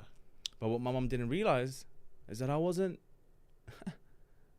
a pussy, how they say it back home. You know what I'm saying? She didn't realize that was going to turn you into somebody that would figure it out for yourself. Yeah. And I was like, man, you know what? I don't care how this goes. Just let it happen. At this point, I have nothing else to lose. Yeah. You know, so I land in Chicago, and that's when I start, first person I speak to is the CTA, or like, it was like a, CTA lady, or she was a TSA lady. I'm not sure. Yeah. But I asked her, I said, how do I get from here to New York? Right? Yeah. She looks at me, she's like, dear, you funny. Yeah. You trying to get to New York, you're going to have to get back on the plane. Yeah. And I was like, what? I can't get the bus there. Yeah. She said, no, you're too far. You're too far away. It'll take you fucking days. Yeah. Days. And I didn't even know. Once again, I didn't even know where Chicago was on the map. Yeah. So then I'm like, wait, when the last time I came here, what did we do? We caught the bus to Madison. Yeah. So I went and looked for that bus. I paid at the beginning, I remember. Damn, bro, you thinking on your toes right I now, am. Bro. You fucking trying to get this. I am. Wild. Yeah, because I left the nighttime in the UK and it was daytime in the US. So I had the rest of the day. Damn, so you had like a to double, figure it out. Yeah. I almost had like a double day. Yeah, that's you basically had 2 days in. Yeah. Okay. So I was able to make that work and go through that. And then when I got to Madison, I started thinking on my toes, and I was like, all right, what do I do? First thing I'm gonna do, I'm gonna need a place to shower and a place to sleep. Mm-hmm. What is that gonna be? A gym. Oh, okay. So I go into the Princeton Club. Yeah. I sign up with them. They give me a membership and stuff, and I sign up with them, and now I have someone to shower and someone to sleep. I'll sleep in the change room. Shit, dude. You know what I mean? Yeah. What's the worst? I'm gonna sleep in the disabled toilet. Who's gonna come in during the nighttime? There's hardly even anyone at the reception. Yeah. Shit, dude. You were sleeping at the Princeton Club. Yeah. I've hooped there before. Yeah. I got homies that hooped Yeah, there. bro. So if it smells funny, now you know why. Yeah. Shit, bro. That's wild. So you were just like, you know what? I'm gonna find wherever. I mean, that's really smart, dude. I had to, bro. I refused to. I refused to give up. I refused until this day. Like How long were you at the gym before you found something else? Honestly, like, what did you do for work? Once again, so it's the universe. So I happened to be bench pressing, and I was bench pressing. I see these two. The fact that you were still like, you know what? I'm still gonna work out. You know what I mean? Like, I'm like fighting for my life right now. Literally. And I'm in my head, I'm like, I can hit my personal best right now. Yeah, with all this stress, like, you got no food, no nothing. Like, fuck it, dude. I'm still gonna put a couple I'm gonna plates figure on. it out. Yeah. Shit, you know. Shit, dude. Okay, so you're bench pressing. I'm bench pressing. There's these two Africans, and you know that's where I can tell the difference between who's a real African and who's an African American. You know, I start to tell the difference because I've never been exposed to an African American before. Does that make sense? Yeah. So I only know Africans. I only know the real Africans. Yeah. So I see them and I'm like, oh, that's a safe place. You know, I've dealt with these people before. Yeah. I'm from North Africa. There's nothing worse that could happen. You know, the worst thing that could happen, they can give me Ebola. Yeah. You know what I mean? Shit. I'm sorry. Oh, yeah. But you know, it's just, and I was like, all right, guys, could you help me with my personal best, with the bench press, right? Yeah. And then he goes, oh, I noticed you have an accent. Where are you from? That's the whole where are you from thing starts. Yeah. From that, my joke, the where are you from joke, starts from that. Really? He goes, where are you from? And I go, oh, I'm from London. Yeah. He goes, no, where are you originally from? From Morocco. Oh, you're African. Oh, that's what's up, man. What you saying? You good? Yeah. What you doing out here? Oh, nothing, bro. I'm just out here for this, like, out of desperation. I really don't have anywhere to stay, anywhere to go. He goes, you know what? Meet me outside the Princeton Club 9 p.m. Be ready by 9 p.m. I'm gonna come pick you up. We're going out tonight. You're gonna forget all about this. Shit. So here I meet this guy called Ahmed. Right? Yeah. He comes, picks me up. He takes me to where? A drug dealer's house. Nice. The trap. Shout out the Ahmed. trap. Yeah, we in the trap. You know, the Uber driver. Yeah, came in plug. And then that's where I met, you know, at the time he was one of the top drug dealers, I would say, in Madison. Nice. Like he was You're like building a good network. Good right away. Yeah. I was like, I belong in Cicero. That's how I knew. Yeah. Fitchburg. I'll check it. Yeah. But yeah, so that's basically what happened. And I met, I don't want to say his name, but I met him, and we kind of like helped each other in a way. Scratch my back, scratch yours. Selling drugs. Candy. I got you. You know what I'm saying? So I was helping where I could, and eventually Ahmed calls me. He's like, "Yo, Ayman, you're not gonna believe this, bro, but I actually found your room." I'm like, "Bet, found me a room. Let's go." $500 a month, and it was in somewhere near like some prairie, like somewhere along those sides. Yeah. But the only downside, it was far from everything, so I also needed a car. So the £2,000 that I had, I used $1,200 to buy a car with it. There's a Mercedes S320 from a guy, Mercedes S320, and a guy called Alfred. It's a 1999 blue Mercedes. Yeah. From an Iranian gay guy called Alfred. Yeah. That's sick. Man, I fell in love with that guy. I was like, I'll take a gap year again if I have to. Yeah, fuck it, let's go. Yeah, bro. Like, he was so sweet. Like, Yeah. he was such a sweet, like, old Iranian guy. Like, How was the car? man, the car smelled like straight up lube, bro. Yeah. That makes a lot of sense. There we go, dude. That's amazing. Good Like, I was times? slipping and gliding all over that yeah. car. Never wear a seatbelt. Never. Fuck it, dude. Shout out So Alfred, that's bro. Alfred, man. Shout out Alfred, Thank you bro. for saving me. I met him off Craigslist, actually. Yeah. This guy. So you got the car, you get the place. Yeah. And we then get the place, and he calls me again. He's like, "Ayman, I actually know the guys that own the food trucks downtown by the Capitol in Madison, by the UW students area." Yeah. So I go to meet him. He's like, "Oh, what can you do? Can you cook for me?" I'm like, "Yeah, I can cook. I can do anything you want me to do." Yeah. Man, all right. I'm gonna give I don't want to name the name of the restaurant, but I'm gonna tell you guys right now. Be mindful of the Chinese food that you eat out in Madison. Okay. Yes, bro. Out of the food trucks or the food trucks, my brother. Yeah. Listen to this. I went down to the basement. He sent me once to go grab chicken. I found anything but chicken. no? Yeah. Dude. Bro, it was disgusting. Yeah. I'm not even gonna lie to you, bro. Like I would never do anyone dirty and name the restaurant. You know what I'm saying? Yeah, I you're would not never trying to do slander that. anybody. I'm not trying to do that. But Yeah, all yeah. I'm gonna say, I don't think it's right. I think if there is any restaurant owner out there that's watching this, bro, like, you gotta be mindful of what goes into people's food, man. Yeah, bro. Like, you can spit in my food if you want, but cockroaches? Oh, hell no, Yeah, G. yeah. Come on, but that was disgusting. Yeah. So I would have to go down there, grab the chicken, go up there, go to the truck, help him offload, unload, and then pretty much cook teriyaki chicken. Now, here is the first time I've ever been finessed by a Chinese mandem. Yeah? What'd he do? He puts out the tip jar. I'm thinking the whole time I'm grinding, I'm thinking the tip jar he's getting full. I'm getting excited. I'm like, oh yeah, it's coming. Yeah, I'm making this money, bruv. Yeah. And then at the end of the night, he gives me my money, which is an hourly rate. I don't remember how much it was. I think it was like 15 an hour. Okay. Right? Hourly rate. And then he takes the tip jar. Yeah. So I go full hibachi on this guy, bro. Yeah. Yeah. And he's already taught you the ways. Yeah, man. he's So already taught me the way. way. Fucked up in that You regard. fucked up. I'm like, Yeah. bro, you're going to lose me. Yeah. So I had to kind of just stretch it out with him. And then I came across, once again, another angel disguised as a human, bro. Like, her name was Pooh, and she owns a Thai restaurant on the east side of Madison. And I walked in there very desperate. I was like, Pooh, I need a job. Yeah. She found me the job. She got me the job. She got me to work there. She was like, Ayman, you're so good with my customers. You're so good. We love you. Yeah. Bro, imagine, like, I'm so desperate. To have somebody tell you that you're doing all right. Yeah. And also, like, just that sense of, like, that human nature comes in, right? Belonging. Yeah. You want to be part of a tribe. Yeah. You want to feel valued. You want to feel loved. Yeah. You know what I mean? You think you finally got that. And I with finally her- find with it that in this place. beautiful restaurant. It's a beautiful local, still to this day. Still It's there? still running. Yeah. Shout out that. Yeah. Shout out to Halong Bay. What was your favorite thing they had to eat? We'll shout it out. Um, Favorite thing on the menu. If we were gonna go tomorrow, what would you be like, Darren? You So gotta try this. I said Halong Bay by mistake because Halong Bay is my favorite Thai restaurant in Madison. I don't want to cheat on you lot, but it's a bit of a sticky situation. Now, Yeah. Monsoon Siam Yeah. is the name of the restaurant, and I do think they should add that pineapple fried rice from Halong Bay.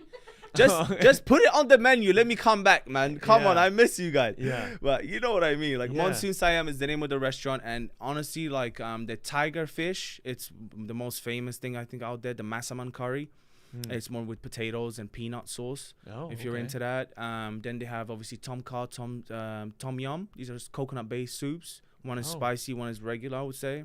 Shit. And my favorite was the peanut chicken or teriyaki beef. I guess that's also really good. Yeah. Their tofu is amazing. And so you were out there. I was making in it. You was cooking it up. No, I was actually serving Oh, at, you were at Monsoon serving? Siam. Yeah, because she was like, I need you to use your good looks. She was Mm. like, you don't tell people that you have a girlfriend. Tell them you're single. Even Yeah. I was like, I'm single. She's like, still, just tell them you're single again. Yeah. Make They'll sure buy they it. know. Yeah. They'll buy it. So I was like, so that's when I kind of learned to use a little bit of my own, personal. How would you say it? Like it's not finesse, It's charisma. but just charisma, You're, right? You're a charismatic guy. I'm charismatic, and I'm like, what? what? You guys are getting tipped. You Yeah. guys are getting tipped. And Oh. you studied a little bit of hospitality Yes, already. I had that, and I had So you those had that? languages. Yeah, so of course, dude, like Yeah. I feel like serving, even just talking to you now, I'm sure serving is natural to you. Oh once my you god, start I getting it. enjoy it. I just love giving people a very good experience. And it's good money. It For really somebody is. who was in if you were in a tough spot, dude, Yeah. it's good money, it's quick money. If you, especially if the place gets busy, like Yeah, I agree. It really is. It's good money, but I'll be honest with you. I've never been someone that looks at money. I only look at money as a way for me to survive and Yeah. pay my bills, bro. Like if I could do this, if I could do comedy yeah, every single day of my life, I absolutely would. That is my ultimate dream. yeah, Is to be involved in all of this. You know what I Yeah. mean? And be as of help as much as I can when needed. Because that's the thing that people need to understand about the comedy scene. We all have something to bring to the table. yeah, It's not about cutting someone out or bringing this one in. yeah, It's all about, come on, just sit with me. yeah, Let's eat together. yeah, Bring that little bit of that Italianness yeah. onto the table, Especially with funny, right? It's like, dude, if anyone has anything funny to add, we should have it, bro. It might not necessarily be your cup of tea, But it's someone else. but might it's find it someone funny. else's cup of tea. Yeah, Like I've had that happen a few times, and I do want to get into this because in the comedy world, it's very interesting. Like you hear a lot of feedback, yeah, and I am someone who seeks feedback. yeah. I seek that. I seek failure as a whole, because I know that if I'm planning on failing, I'm gonna grow. yeah. You know what I mean? Yeah, As it's long as helpful. If you're somebody who shies away from it, then you're never gonna hear the truth. Or it's Absolutely. gonna take you much longer Yeah. to find out the truth about things. So it definitely took me a while, to find my voice Yeah. in the comedy world, and I'm definitely gonna feed you into that as well. I'm not sure if you want to go there right now. The whole how I started into the comedy, how I got into comedy, but Well, yeah. How do we go from you're now in Madison? yeah. You're in Madison working at this restaurant. Mm-hmm. How do we get from there to comedy? Because now you got your own place there. You got Yes. a car. You got the gay Mercedes. Yep. How do we get from there to doing stand up? Yeah, it's a really good question. So that's basically when I came in on a tourist visa, right? Because I didn't have the requirements to kind of come and live here at the time. Yeah. So I came here on a student visa, and then How long does that go for? that's honestly about 6 months. Yeah. So I was here for almost 6 months. I was about to run into that 6 months period, Shit. and I was like, "Fuck, what do I do, man? What do I do?" Get married. So guess what I do? I get married. Hell yeah. Did you actually? I did. No fucking way. I Did you swear, really? I got married. Who did you get married to? Did you I get mean, married to Alfred? I got no, but it's funny. But I got married, bro. Really? Yeah. Holy shit. Yeah, I mean, I'm not gonna talk about her or like, Yeah. because she's no longer part of my, Was it a situation of like that played into that decision, or was that like you guys actually had a thing going on? And, Well, I'll tell you what, my immigration status is still going on, oh. so I am not gonna comment too much on that. But all I'm gonna say is, let's just say it benefited. No, I mean, I'm not gonna lie, it was a true relationship. Yeah. You know what I mean? Like I really loved this woman. Yeah. That was absolutely the case, and I've always been kind of like Cinderella in a way, because anything that I see, I just kind of like blow into proportions. Does that make sense? So like I I guess so. met her, and Yeah. everything about her I loved. Yeah. So all of a sudden I was like, oh my God, you must be the one. Yeah. There is no other way. But that's kind of like my ADHD, my past trauma as well, trying to find peace and onto someone. You were like you were maybe. It could have been a slew of other people, but it happened to be her, and you were gonna put all that on to whoever it was. Indeed. Yeah. It kind of So felt they like were real feelings, but it was maybe misplaced because you wanted something. I wanted something. I'm like, there is something that's gonna come out of the situation, regardless. Mm-hmm. And it happened to be that. Yeah. So the day I get married, I think maybe like we go to the townhome and stuff in Madison, and we do all of that, and maybe like a week after that, I go to Montreal to visit one of my aunties. I have an auntie that lives out in Montreal, which I don't like the French, but I do like Montreal. Oh, because it's not fully French. You know what I mean? Okay. They still have that oui, but it's like oui. Let's go. They're vibing a little bit more. Yeah, so they're a little bit more vibey, and they're very smart. I feel like people from that Quebec area are just like, man, what's in the water, bro? I need to know. They got clean water, bro. That's what it is. They got some that of that glacier ice. Yeah, that glacier ice. Ice bro. mountain. Yeah, ice mountain, bro. They're not drinking it out of a bottle either. I'll tell you that much. Yeah. They got it straight from the source. So you're going to visit her? Yeah, I go to visit her, and then the whole purpose was to visit her was to pretty much extend my visa even more. Mm-hmm. Right when I get back to the US, another 6 months. Yeah, I get back.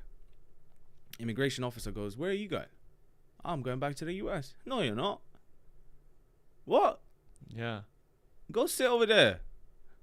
Takes my passport. Shit. I get pulled into an interview room with an immigration officer, right? And I'm crying my eyes out, bro. Yeah. At this point, what's going through your head? What are you thinking? Bro, my mom just told me, if you leave this house, don't ever come back. You know what I'm saying? Like, that's when that cultural background comes in. And I hope, people that are listening to this can take something from this. Like, do not let that cultural background drain you out. Yeah. You are you. Your parents are one thing, and you are you. That's just how I see it, because it was a lot of pressure, man. Me feeling so embarrassed for the fact that I'm going to get deported now back to the United Kingdom, and I have nowhere to go but my parents' house. Yeah. And they don't want you there. And my mom said to me, if you leave, I'm not going to come back. Shit. So I'm crying to the guy. I don't know how these guys do it, man. Like, but there was not a single drop of like sympathy or empathy or like, I feel sorry for this guy. He's so desperate. Let's do something for him. Yeah. Nothing, no empathy. bro. Nothing. Yeah. Just cold, fam. Just absolutely cold. And I'm like, how could someone be this cold? I was like yelling at him. I was crying, bro. They got to have some autistic people doing that or something. Maybe not autistic, but somebody that isn't in touch with, like, doesn't pick up on shit like that. Because there's no way, if I'm in there, bro, like, I would have just gave you my shit. You know what I mean? Like, same. I'd be like, take everything that I have. I'm so sorry, man. Like, I don't know how people can be this cold hearted. Like, and that really bothers me, man. But everything that happened for a reason. So what ended up happening? They took me back. They took you back to the UK? Took me back. Fly back. They were like, you're gonna book the flight. You book your own flight back. We're taking you back to Canada.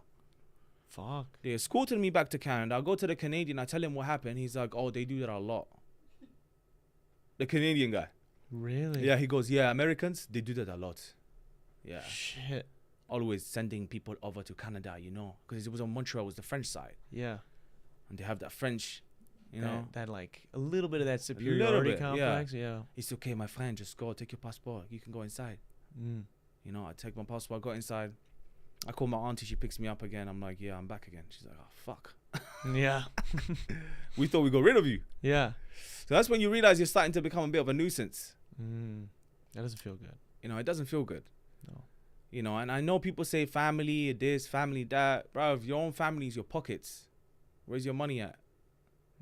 That's the true reality, because when shit hits the fan, people are going to look at you and be like, whoa, you're taking up space. Yeah. What are you doing? What are you doing? How are you contributing? Yeah. So there's always that. So anyways, okay. And I will say though, that it shouldn't always be that way. It shouldn't. In a healthy family, maybe, and not to say that yours isn't, but it sounds like maybe you have some trauma. Yes, absolutely. And I would say that I'm sure there are people that can relate to that maybe grew up in unhealthy family situations or dynamics, right? And it's like, yeah, when it gets like that, don't fucking don't count yourself out just because Yeah, you that's don't the way your belong. family is, because that's not how. I'm sure if you had a family today, you wouldn't want to do that. You wouldn't want the same for them. No. You wouldn't be like, oh, I'm gonna look at you like, what are you giving to me? Absolutely. Because you shouldn't do that with your kids, man, or family in general. But yes, I agree. so you feel that way, Yeah. and then you have to go back to the UK. I go back to London and I'm back exactly where it all started, man. Damn. Did you go back to your parents and say like, hey? I did. I went back. Did they I had to accept your They apology? accepted me. Yeah, they accepted me. They came in. My mom didn't talk to me for a while, you know, because she's always Miss Right and she always wants to be right. And I was like, okay, fine, you're right. Yeah. But I'll tell you what, I'm going to suck up all of this pain. I'm going to wait a whole year and get exactly what I need. And I'm going to go. And I promise you, you're not going to feel good when I leave again. So that's why the second time when my green card took a whole year, bro, I'm talking about December to December. Yeah. I had to go into the new embassy in London, do an interview, fingerprints. Yeah. Like, bro, Wow. vaccinations. It wasn't even COVID at the time. I was just behind on 2 vaccinations. I had to get those done. Yeah. My doctor that's what I'm saying. Also be very careful what you disclose to your medical provider, because everything is recorded. And these things will become obstacles when you want to leave the country. I had some minor mental health issues. Depression, anxiety, right? And they were trying to make you jump through hoops, extra hoops? Bro, listen to this. The doctor happened to write down something about suicide or suicidal. And the doctor of the embassy that analyzes all the paperwork saw that. And he goes, I'm sorry, you're going to have to go back to your doctor. And you're going to have to get him to explain to us what this is all about. Shit. So I'm like, man, if it's not one thing, it's the other. Yeah.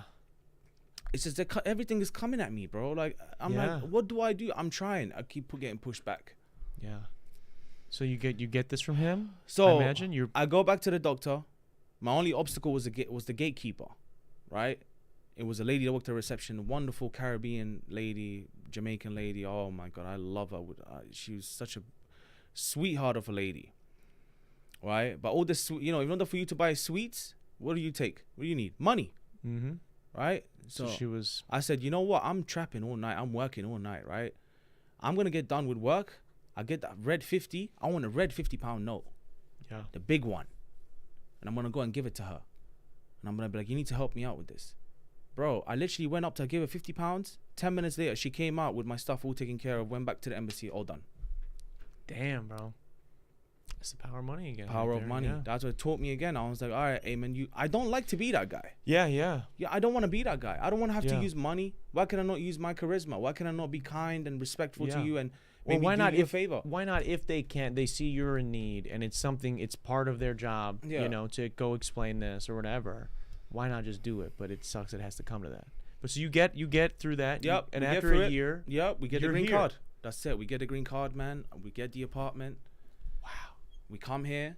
What's the weirdest shit that people don't think of or maybe don't consider about getting a green card? Like, what's some like weird things that they would have you do? Like looking back, you're like, that's kind of funny that they have us do that. Man, the wait times are absolutely insane. My first green card expired and I am still waiting on my second one. And I'm about to be 5 years in December. Yeah. Which means I can apply for my citizenship in December. Yeah.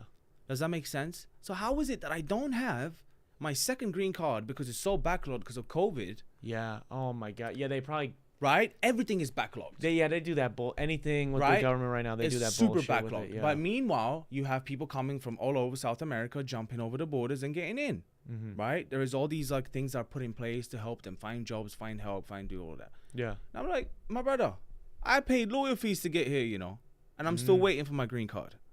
You know what I mean? Yeah. So that's why sometimes that kind of rubs me off a little bit different. I'm like, well, if you're a Democrat, hey, Yeah. I used to call myself once upon a time. I'd like to call myself once upon a Democrat, but it's like, bro, how could you? No one is right. Yeah. If you want to just quickly address that political Yeah. So you're saying scheme, yeah. Yeah. I agree with that. I don't Come think on, either bro. party. Yeah. Come on. I just think if anybody's going to bring in politics, please don't fight over it because everyone's wrong. Yeah. I'm going to just say it right now. It's better off you forget about it because, I'll share this with everyone else within my comedy journey. You tend to learn that there is a few things you don't want to bring up on stage. And one of them is politics. Yeah. Huge divide. Yeah. I know other people play it really well, but for me, Yeah, I'm not going to run the risk. Yeah. Yeah. Some people, I feel like they do it they do it long enough where like they kind of get an audience that is on maybe one side, maybe more on one side or the other. Yeah. So then they can get away with it a little bit more. I see what you mean. Right? Yeah. Like they divide the audience early, and then the next time they're touring, like everybody knows what to expect. I see. Only those people come out for them. But, Yeah, that makes sense. You kind of yeah. tailor to like a specific audience. But yeah, that's so it's tough. And so yeah, you're going through all that shit, man. and then I come here, the American dream. I did it. I got the stamp. Yeah. Everything happened. I got my green card. That's it. I'm ready, bro. And now you're doing comedy. I'm ready. No, hold on. What are you Didn't doing? start. It didn't start right away. No. No, I came in. I was working for 2 years. Where in HR? I was working in human resources. I was running people's background checks. Yeah. Yeah. So now imagine this. I come from the hood in London, Yeah. where nobody would even consider me for an application. Yeah. And now I'm in Madison, and people are like, "Do you need to be sponsored?" I'm like, "No, I have my own stuff." They're like, "Okay, come work for us." Yeah. Holy shit. Yeah. Human resources. Worked human resources for a few different companies. You know a lot of different languages they're using translating as well. No, because in Wisconsin, nobody speaks anything more than Spanish, to be honest. That's We fair. talked about that. Yeah. Like, Yeah. it's a joke that I'm currently working on. It's like, why, does anybody else speak any other language? And please don't let it be Spanish, because that's just too basic. You know what I mean? Yeah. Like, I'm from a place in London when people speak like 5, 4, 3 languages, 2 languages. That's basic, bro. Like, that's nothing. Like, you Polish mandem. I'm used to Polish mandem going, yo, what's up, Aymans? Done. Just spitting game Yeah. in the middle of the conversation. Shit, dude. I love that because Yeah. I pick up something from that. Yeah. And then the Brazilians have their own style. Then you have the Spanish people. Then you have, it's amazing. It really is amazing. And then I come here and it's like, oh, where are you from? Yeah. Yeah. Oh, man, that's when the circus starts. Yeah. Yeah, so I come here, HR, I get exposed to this, like, almost like hillbilly culture, Yeah. right? When people are like, all right, what do you think of us, Ayman? Like, when you see of us Americans, like, what do you think? Have you ever watched The Swamp People? Yeah. Yeah, bro. My brother! That is rural Wisconsin, baby. That's what it is. And you know what's crazy? I fucking love the mud. Yeah. Get me in there. Yeah. I loved it. I Shit. started, bro. I didn't know how much people appreciated and loved English accents. Yeah. Until I came to Madison.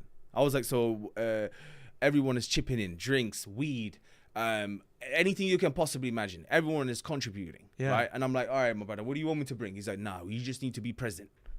They just want to hear you speak. Yeah, bro. Jesus. They're like, Ayman, we just need to have you on dial. When you're ready, we will tell you go. All right, cool, Holy bro. shit. Deal, bro. Yeah. So they would take me around like I was like some sort of like a show pony. like a bro. show pony, bro. They're like, let's show him off. Yeah, This we is go our- to the UW. We go to like all these like Wandos and all these different like clubs and bars out there. Yeah. And they're like, you're not gonna believe what we have. Look at this. And then you Look do at this. it. And I go, hey, what's happening, brother? You alright? He goes, oh, fuck, he is English. Yeah. Oh, let's Dude. go. Yeah. Shots. Yeah. And that's when I got introduced to Fireball. Yeah. That shit, shit bro. was That's when you became Pitbull. That's when you Oh guys- man, they got me blacking out, bro. Blacking Yeah. out. They're like, "Oh, you guys drink in England? You guys drink in England? Yeah. You drink, huh? Okay, come, take a seat here." Yeah. Boom, $2.50 Jack Daniels, the nitty gritty, brother. Yo, done, Yeah. cooked. Shit, dude. Yeah, Madison. They be drinking a lot in Yeah. Madison, bro. One of So- the biggest party schools in the world, I think. Yeah, but definitely in the country. Wow. And honestly, that was very interesting how it also correlates to my HR side because I try to tackle a lot of those issues, alcohol-related issues, because you'd be surprised how many people are impacted. It kind like how many people get, for example, abuse alcohol and tend to have that poison ultimately impact your performance at work. Oh yeah, Does it's that not make sense? surprising because we are the drunkest state. So 5 of the drunkest cities, I believe, are in Wisconsin. I think out of the 50 drunkest, I think like 46 of them counties Jesus are Christ, in Wisconsin. Wisconsin. I mean, that was very interesting to me because I was also raised in a place where public transportation is available, it's around. There is so many ways for you to not risk a DUI. Yeah, not here, bro. It's a stamp. It's almost a know rite what I of mean? passage to have a DUI here, bro. Yeah, it's like if you don't have a DUI and you live in Wisconsin, like, people are looking at you like I don't drink, so Yeah. like, and I get looks. I Yeah. get weird looks. I don't know. It's very interesting, but You know, I'll tell you what. I was like, you know what? Who am I to change anyone? Yeah. Who am I to judge anyone? You Yeah. know what I'm saying? I just want to be around these people, and they loved me, bro. Yeah. Like Wisconsin people, and I can't emphasize this enough, are some of the best people I've ever come across. Some of the best people I've ever met. Yeah. Nicest, sweetest. What do you need? How can we help you? Yeah. There is That so many Midwestern- resources. There is so much help out there. Like, I am someone, when I first came to the United States, I had to take those first 2 years to find myself and heal myself. Because I Mhm. just had so much trauma, bro. I was so broken. Yeah. Well, that's why I didn't go into comedy right away. Because I couldn't go into comedy. Yeah. How could you go into something that you're not really into, bro? Like, Yeah, because that's gonna take a lot of effort, you're gonna have to put a lot of work into that. And Yeah. right now, you need to put that work into yourself, Yeah. you know, for those 2 years. so I'm there and I'm like, man, I am absolutely broken. You know, Yeah. I would lie to you if I told you I had 2 girlfriends at the time that helped me like get through, like my roommate Lauren and my girlfriend at the time helped me get through like one of the hardest, like toughest periods of my life. Yeah. And this lady understood. She's telling me, she's like, oh my God, I can only imagine what you went through. I can only imagine what you feel like. Bro, I'll be breaking down, crying. I'll be having like panic attacks Yeah. in the mall. Yeah. I had a panic attack like as I pulled into the house. Like I just put the car in park and I just started tweaking out, bro. Really? that's what when were I you was- tweaking out about? No, I was just like it would just like take over me. Yeah. And I just kind of I collapsed. I kind of go down and I start shaking and stuff and crying. Shit, dude. I Because have I- a seizure almost. Almost like a seizure. Yeah. Right? And I'm a big guy. She couldn't even like hold me up and stuff. But that's when I knew something was wrong. Like something wasn't right. You know, and then, you know, once again, being in the cultural background that I come from, we don't believe in mental health, bro. Yeah. You got a problem, go for a run. Mm. You got a problem, bro, that's because you're thinking too much. Go do something. Yeah. Especially if you're from like you were saying before, like you're from like the hood, dude. That's Well, you better chin up. That's what you hear. yeah. Chin up. Chin up. Let's go. Yeah. We don't got time for that. You can't stop. And that was very ironic with the whole Top Boy ending of the new season. Because he goes, you know, Deshane sends out to Sully and he goes, oh, you were right. There's bodies in this game. Bodies are going down in this game. Yeah. And it's true. If you think you're going to make it out, it's a lie, my bro. I'm sorry. It's a lie. What am I going to be trapping in the corner? Risking getting stabbed in the neck or getting arrested? Yeah, you're not gonna make it. You're not gonna be able to exit any type of negative situation by partaking in said negative situation. Like if you're like, I'm gonna make it out the trap by trapping. By trapping. It's How many like- people do you know that did that? It's like where are those examples? No, they got maybe something else in their life happened and then they were like, oh shit, I'm out the trap now. Yeah. They're never like, oh, I did it from trapping. Yeah. Because you're always. I've had friends that have dealt drugs and smaller levels, bigger levels, whatever. And it's like the lifestyle that you live, the anxiety that you carry doing that, even when you're doing it at a high level where you're successful in drug dealing or whatever that is. Yeah. You're never, that money is always borrowed, man. You're always looking over your shoulder. You always have these things going on. There's always a chance it could all go away tomorrow. I agree. And it's like, so it's like you're saying, there's no full way to escape it without getting like you have to step out of it first. You can't be like, oh, I'm gonna get out of it by playing the game. Yeah, I agree 1,000%. And I feel like that's when my father figure came in, because my dad taught me from a very young age. He was like, you got to work hard for your money. Yeah. Look at my hands. He would always show me, like, look at my hands. Look at my hands. You see my hands? Mm. My hands, my dad's hands are all messed up because of the cement, and he doesn't have a finger. Like, Yeah. he's like, look at my hands. I work hard for the money. I need you to do the same. If Yeah. I ever find out that you're cheating, I'm going to be really mad and upset, and I'm just going to pretty much disown you. That's really how Arabs move, bruv. Like, Arabs are so extreme with everything, Yeah. you know? Yeah. I'm sure you know. But they're like, I'm going to take out your last name. Have you ever been threatened That's by your wild. parent that they will take your last name, G? Yeah. I had a teacher that used to have a joke about, like, you know, taking your birthday away. And, like, Yeah. that's wild, Bro, Your I last used to name. get threatened. I'd be like, you're going to be walking around with no last name. I'm going to be walking around the hood with no last name. That's wild, bro. And after a while, you're like, you know what? Fuck it. I'll just adopt one. Yeah. Yeah. Just pick one. Yeah. Shit, dude. Yeah, man. But then COVID happened and stuff, which was, I think, a really great time for me to take medicine and like go diagnosed with depression, anxiety, and my therapist. Big shout out to Eric for helping me out and getting me to where I am right now. And us talking through these therapist sessions, we went back and found what was my ultimate source of happiness: the theater. We were able to find that. What metaphor did I use? He's like, Ayman, how do you feel? I was like, well, I feel like kind of like a horse stuck inside of a barn. Like, I could get out and gallop right now, but I'm stuck. I still need to find out what my jam is. Yeah. Then it was like June. It was around my birthday. Who comes into town? Mo Ammer and Cypher Sounds. Mo Amir, to be precise, with the American Twingo. From Houston, Texas. Up-and-coming comedian releases 2 specials on Netflix. Bangs out. He's on the new Dwayne Johnson movie, The Black Adam. Oh, okay. He was on that. Like, oh my God, just legend. And what happens? We get to the comedy club. We get tickets, right? Yeah. And we go to the comedy club in Madison. I've never been to a comedy show in my whole entire life. Yeah. And you comedy on state? Comedy on stage is my where first I go. show too. Yeah. Bro, tell me why, as I'm walking down the stairs, I'm feeling something. Yeah. Something is shivering up my back. And bear in mind, this is during this time, it was like it was the Ramadan period. It was the time when Muslim people fast. For the whole 30 days or 31 days, depending on the month. Yeah. They would fast during the whole period. From sunrise to sunset, you're not allowed to drink water or anything or eat. From sunrise to sunset. Then you break fast, right? So I knew Mo was Muslim.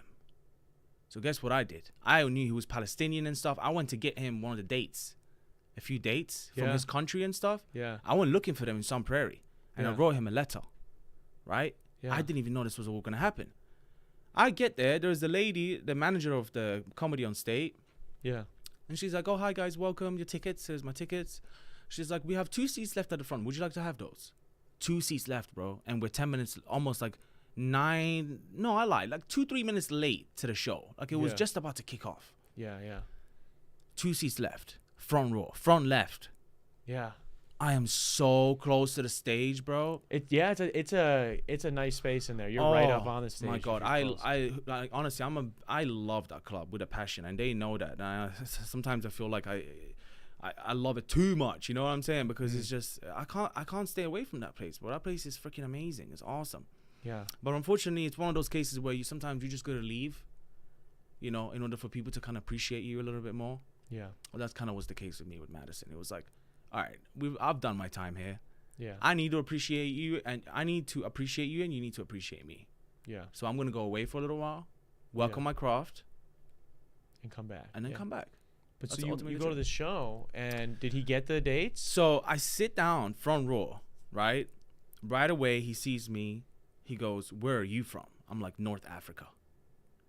The friend that went with me, she was from South Africa. So he goes, "Where are you from?" South Africa. He goes, "Where did you guys meet? At the airport?" Yeah. Boom. Show started. Yeah. I tell him he's like, well, how did you get here? I said, I took a random flight to Chicago, Mo. He goes, what? As an Arab, don't ever say that. Yeah. Bro, start roasting me. Yeah. And then I meet Cypher Sounds. Yeah. Right? So listen to this. I give him the dates and the letter to Mo. And he's like, bro, what the fuck? You want me to marry your sister or something? Like, why are you giving me this shit, bro? Yeah. He's like, oh, thank you very much. And then at the end of the show, we had a great time because we kind of helped in a way with the rebuttals. Yeah. Does that make sense? So he could always come back to us and find something in us and go back, even in case things got a little bit tense. And that night just happened to be the best show out of all the shows that he had over there, because I did go to the one the next day, and oh my God. So the show comes to an end. We're about to grab our coats and leave.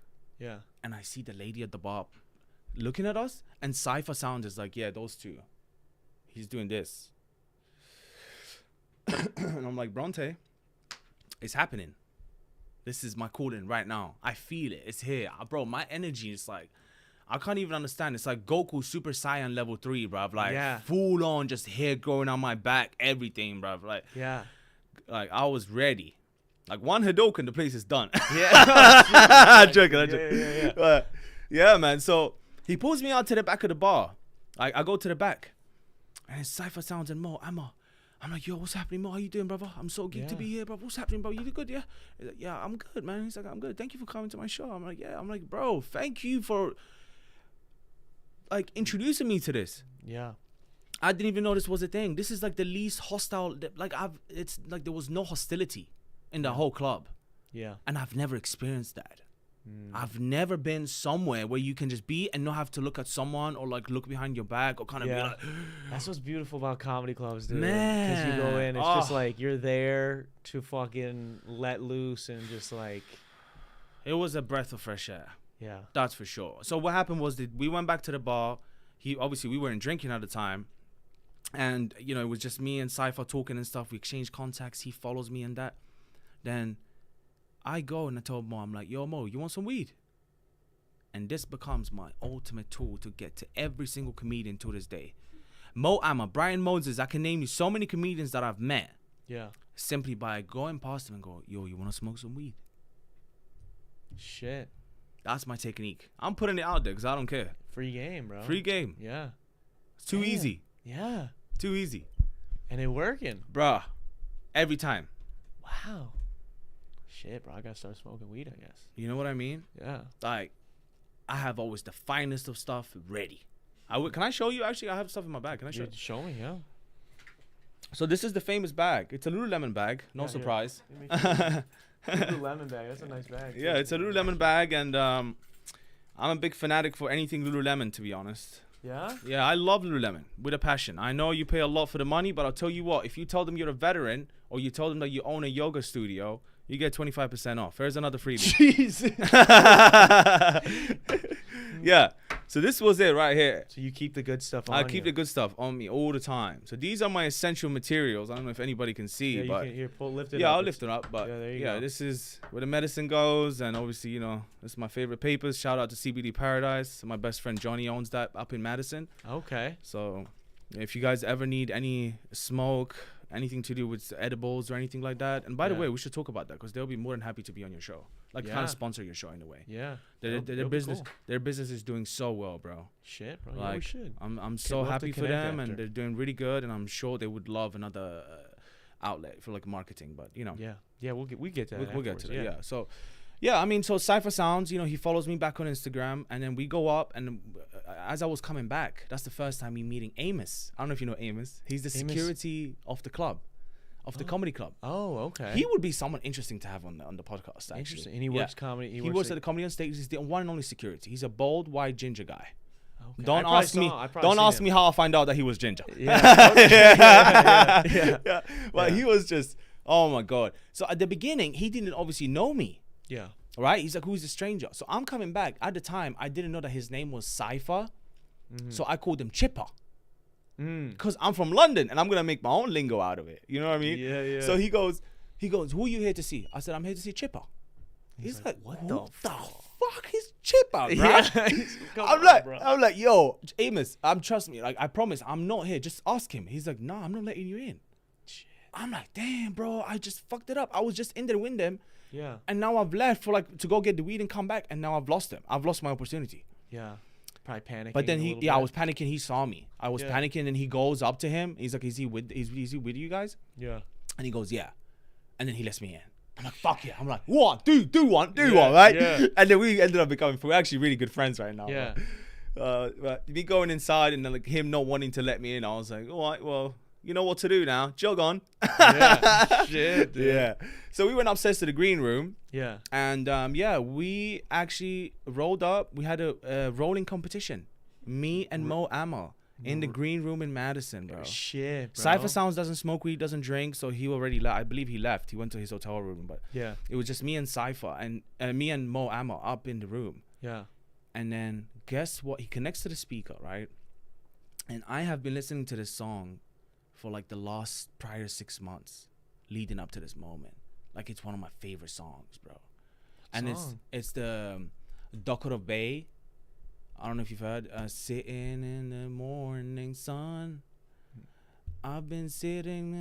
I feel like I've heard this song. You definitely heard it. Like, can I look it up? Yeah. Play a snippet of it. Man, what a beautiful song, bro. The melody's familiar. We'll see if I recognize it. Yeah. I'll play it for everyone here. I feel like. Oh yeah, this has been on like movies and shit, bro. Yeah. Hell yeah. We should turn it off though so we don't get copyright claimed. But yeah. So yeah, Shit, dude. So that song comes on this week. He connects to it. he connects to it. That's the an first omen, song he bro. plays. That's a good omen. Damn, It's a sign. that's it, bro. When I heard that song happen, like when I heard that song come up, bro. Yeah. I'm not gonna lie, like it was like hands down the best moment of my life, I think. That was the moment you probably realized you're gonna do comedy. Yeah. Imagine.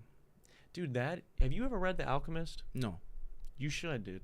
Yeah, You would. I I'll think you definitely would write that down. enjoy the fuck out of that book, based off this conversation. Yeah, That's bro. phenomenal, dude. Yeah, it changed my whole life, and yeah, he follows me. He gives me his phone number. Yeah. He has a lot going on Yeah. because he's just Crushing it. He got his own series.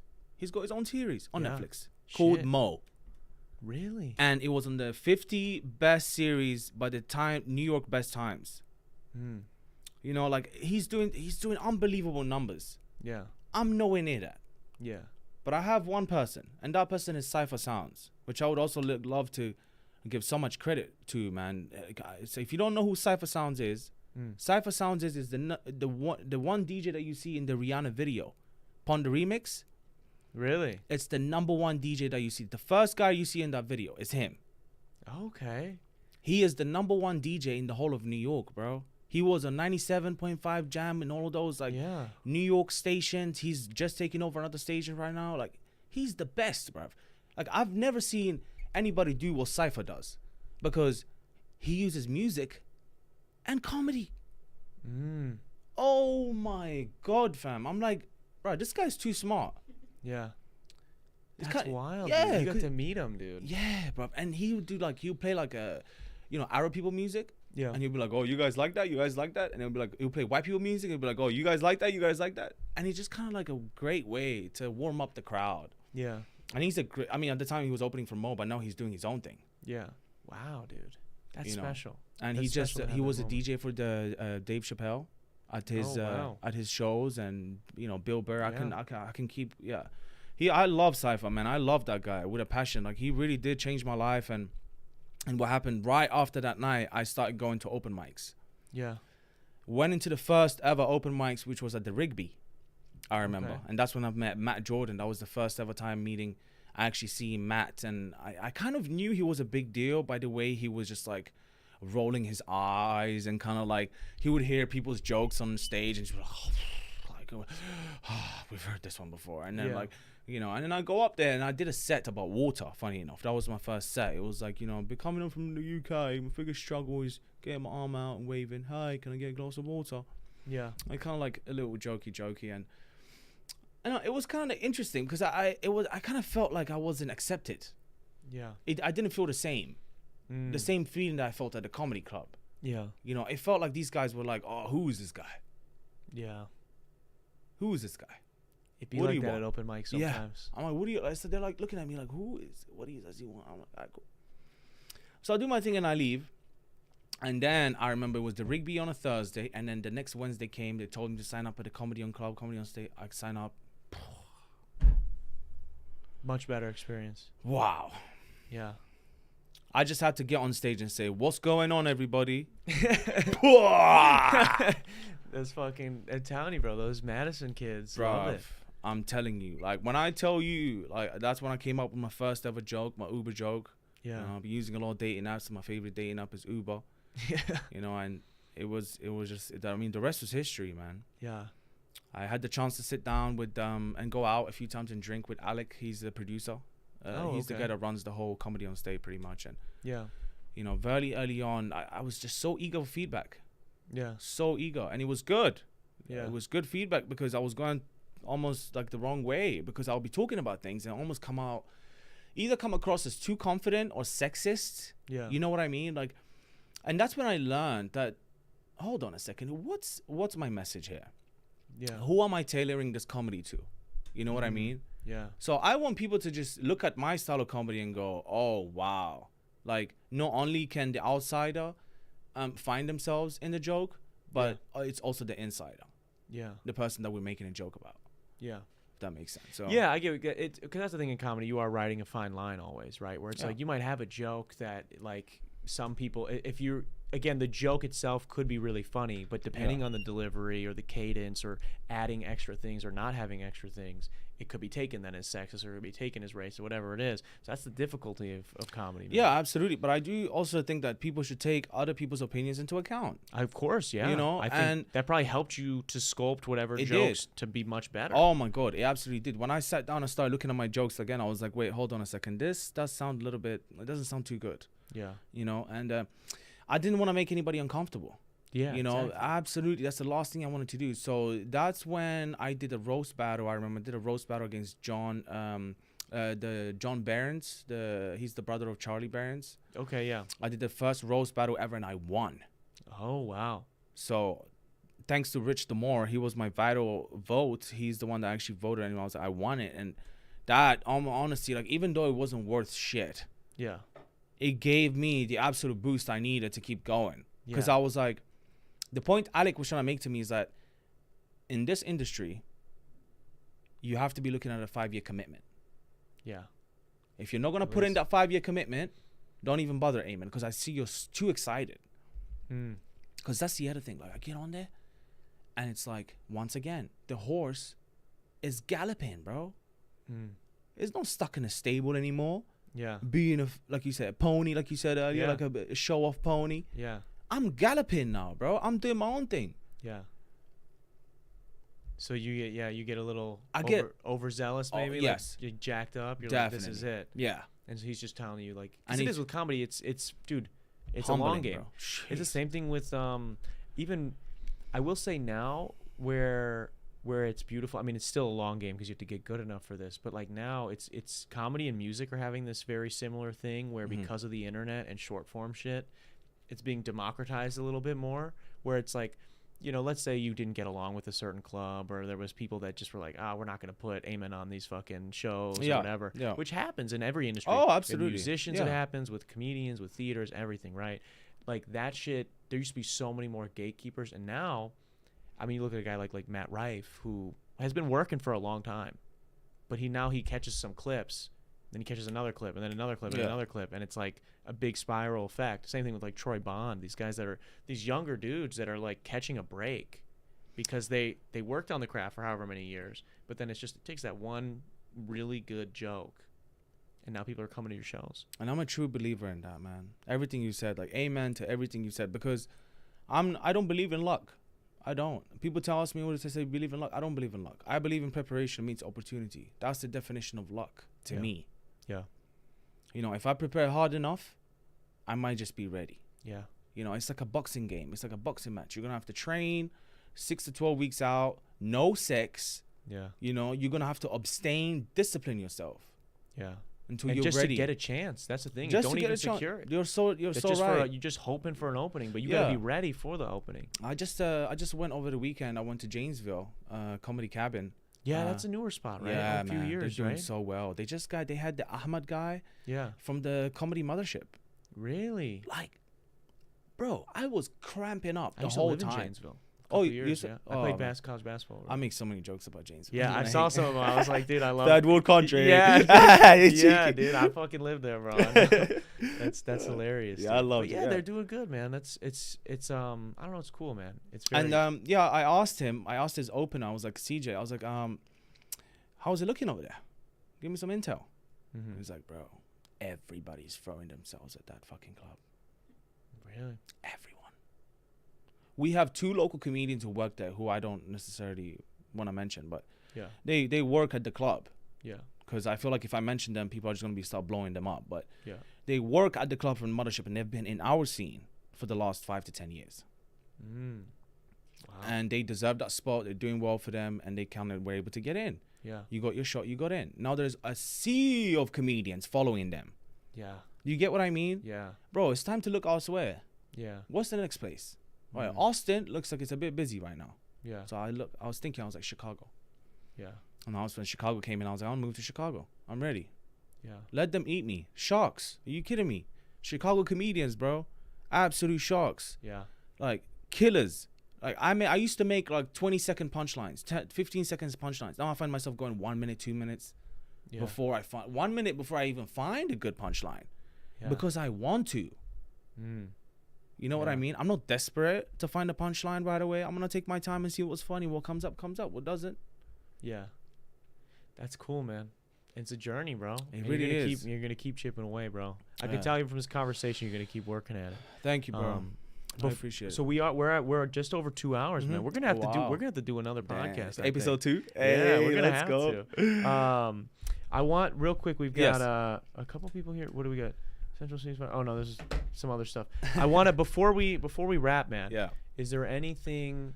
Is there anything first you want to plug? Any shows or anything coming up that you'd like, people to know about? Honestly, yeah. All of my information, all of my shows that are coming up are all going to be posted on my Instagram. Yeah. Ayman the Comedian. Yeah. It's very simple. AYMAN the Comedian, THE Comedian, and you'll find all of my posts on the gigs out there. For now, I'm just testing out all of my new material in the Chicago area. Yeah.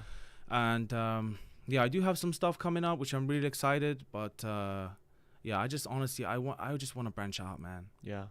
I want to branch out and get out there as much as I can. And I think you should keep doing what you're doing, man. Keep fucking showing up. And I appreciate everyone, in the scene who's helped me, who's given me like guidance. I think that's very much appreciated. I appreciate you as well for getting me on the podcast. So thank you. Of course, man. I appreciate you being here. And man, if there's one message I want to leave people with is don't count yourself out.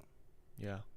I think you're a great example of that. Yeah, don't count yourself out, because there's going to be times when you're going to think there is only one way out. But I feel like the moment you feel like that, you should go and jump in like a big puddle of water. And you will realize that you're just trying to swim to survive. Your inner self is not trying to die. Yeah. It's your mind that's trying to shut you off. Yeah. So, I just wanted to put that out there, making sure everyone is taking true, care dude. of themselves. Yeah, that's a good analogy. I appreciate you being here, man. I really do appreciate you sharing your story with us, putting us on, cracking a few jokes along the way. I really do appreciate it. I also want to say thank you to everybody who tuned in live today, as well as those who are going to listen days after. I want to say a quick shout out to our Patreon supporters. You guys are interested in getting behind the scenes access to exclusive vlogs, podcasts, as well as a series where I break down how I mix, master, record every single one of my songs. Go to patreon.com/Darren Rita. Help support the channel for as little as $1. Also, shout out to Go Nuts for sponsoring this episode. And this has been the 223rd episode of the dtalks podcast. I will see you guys next week.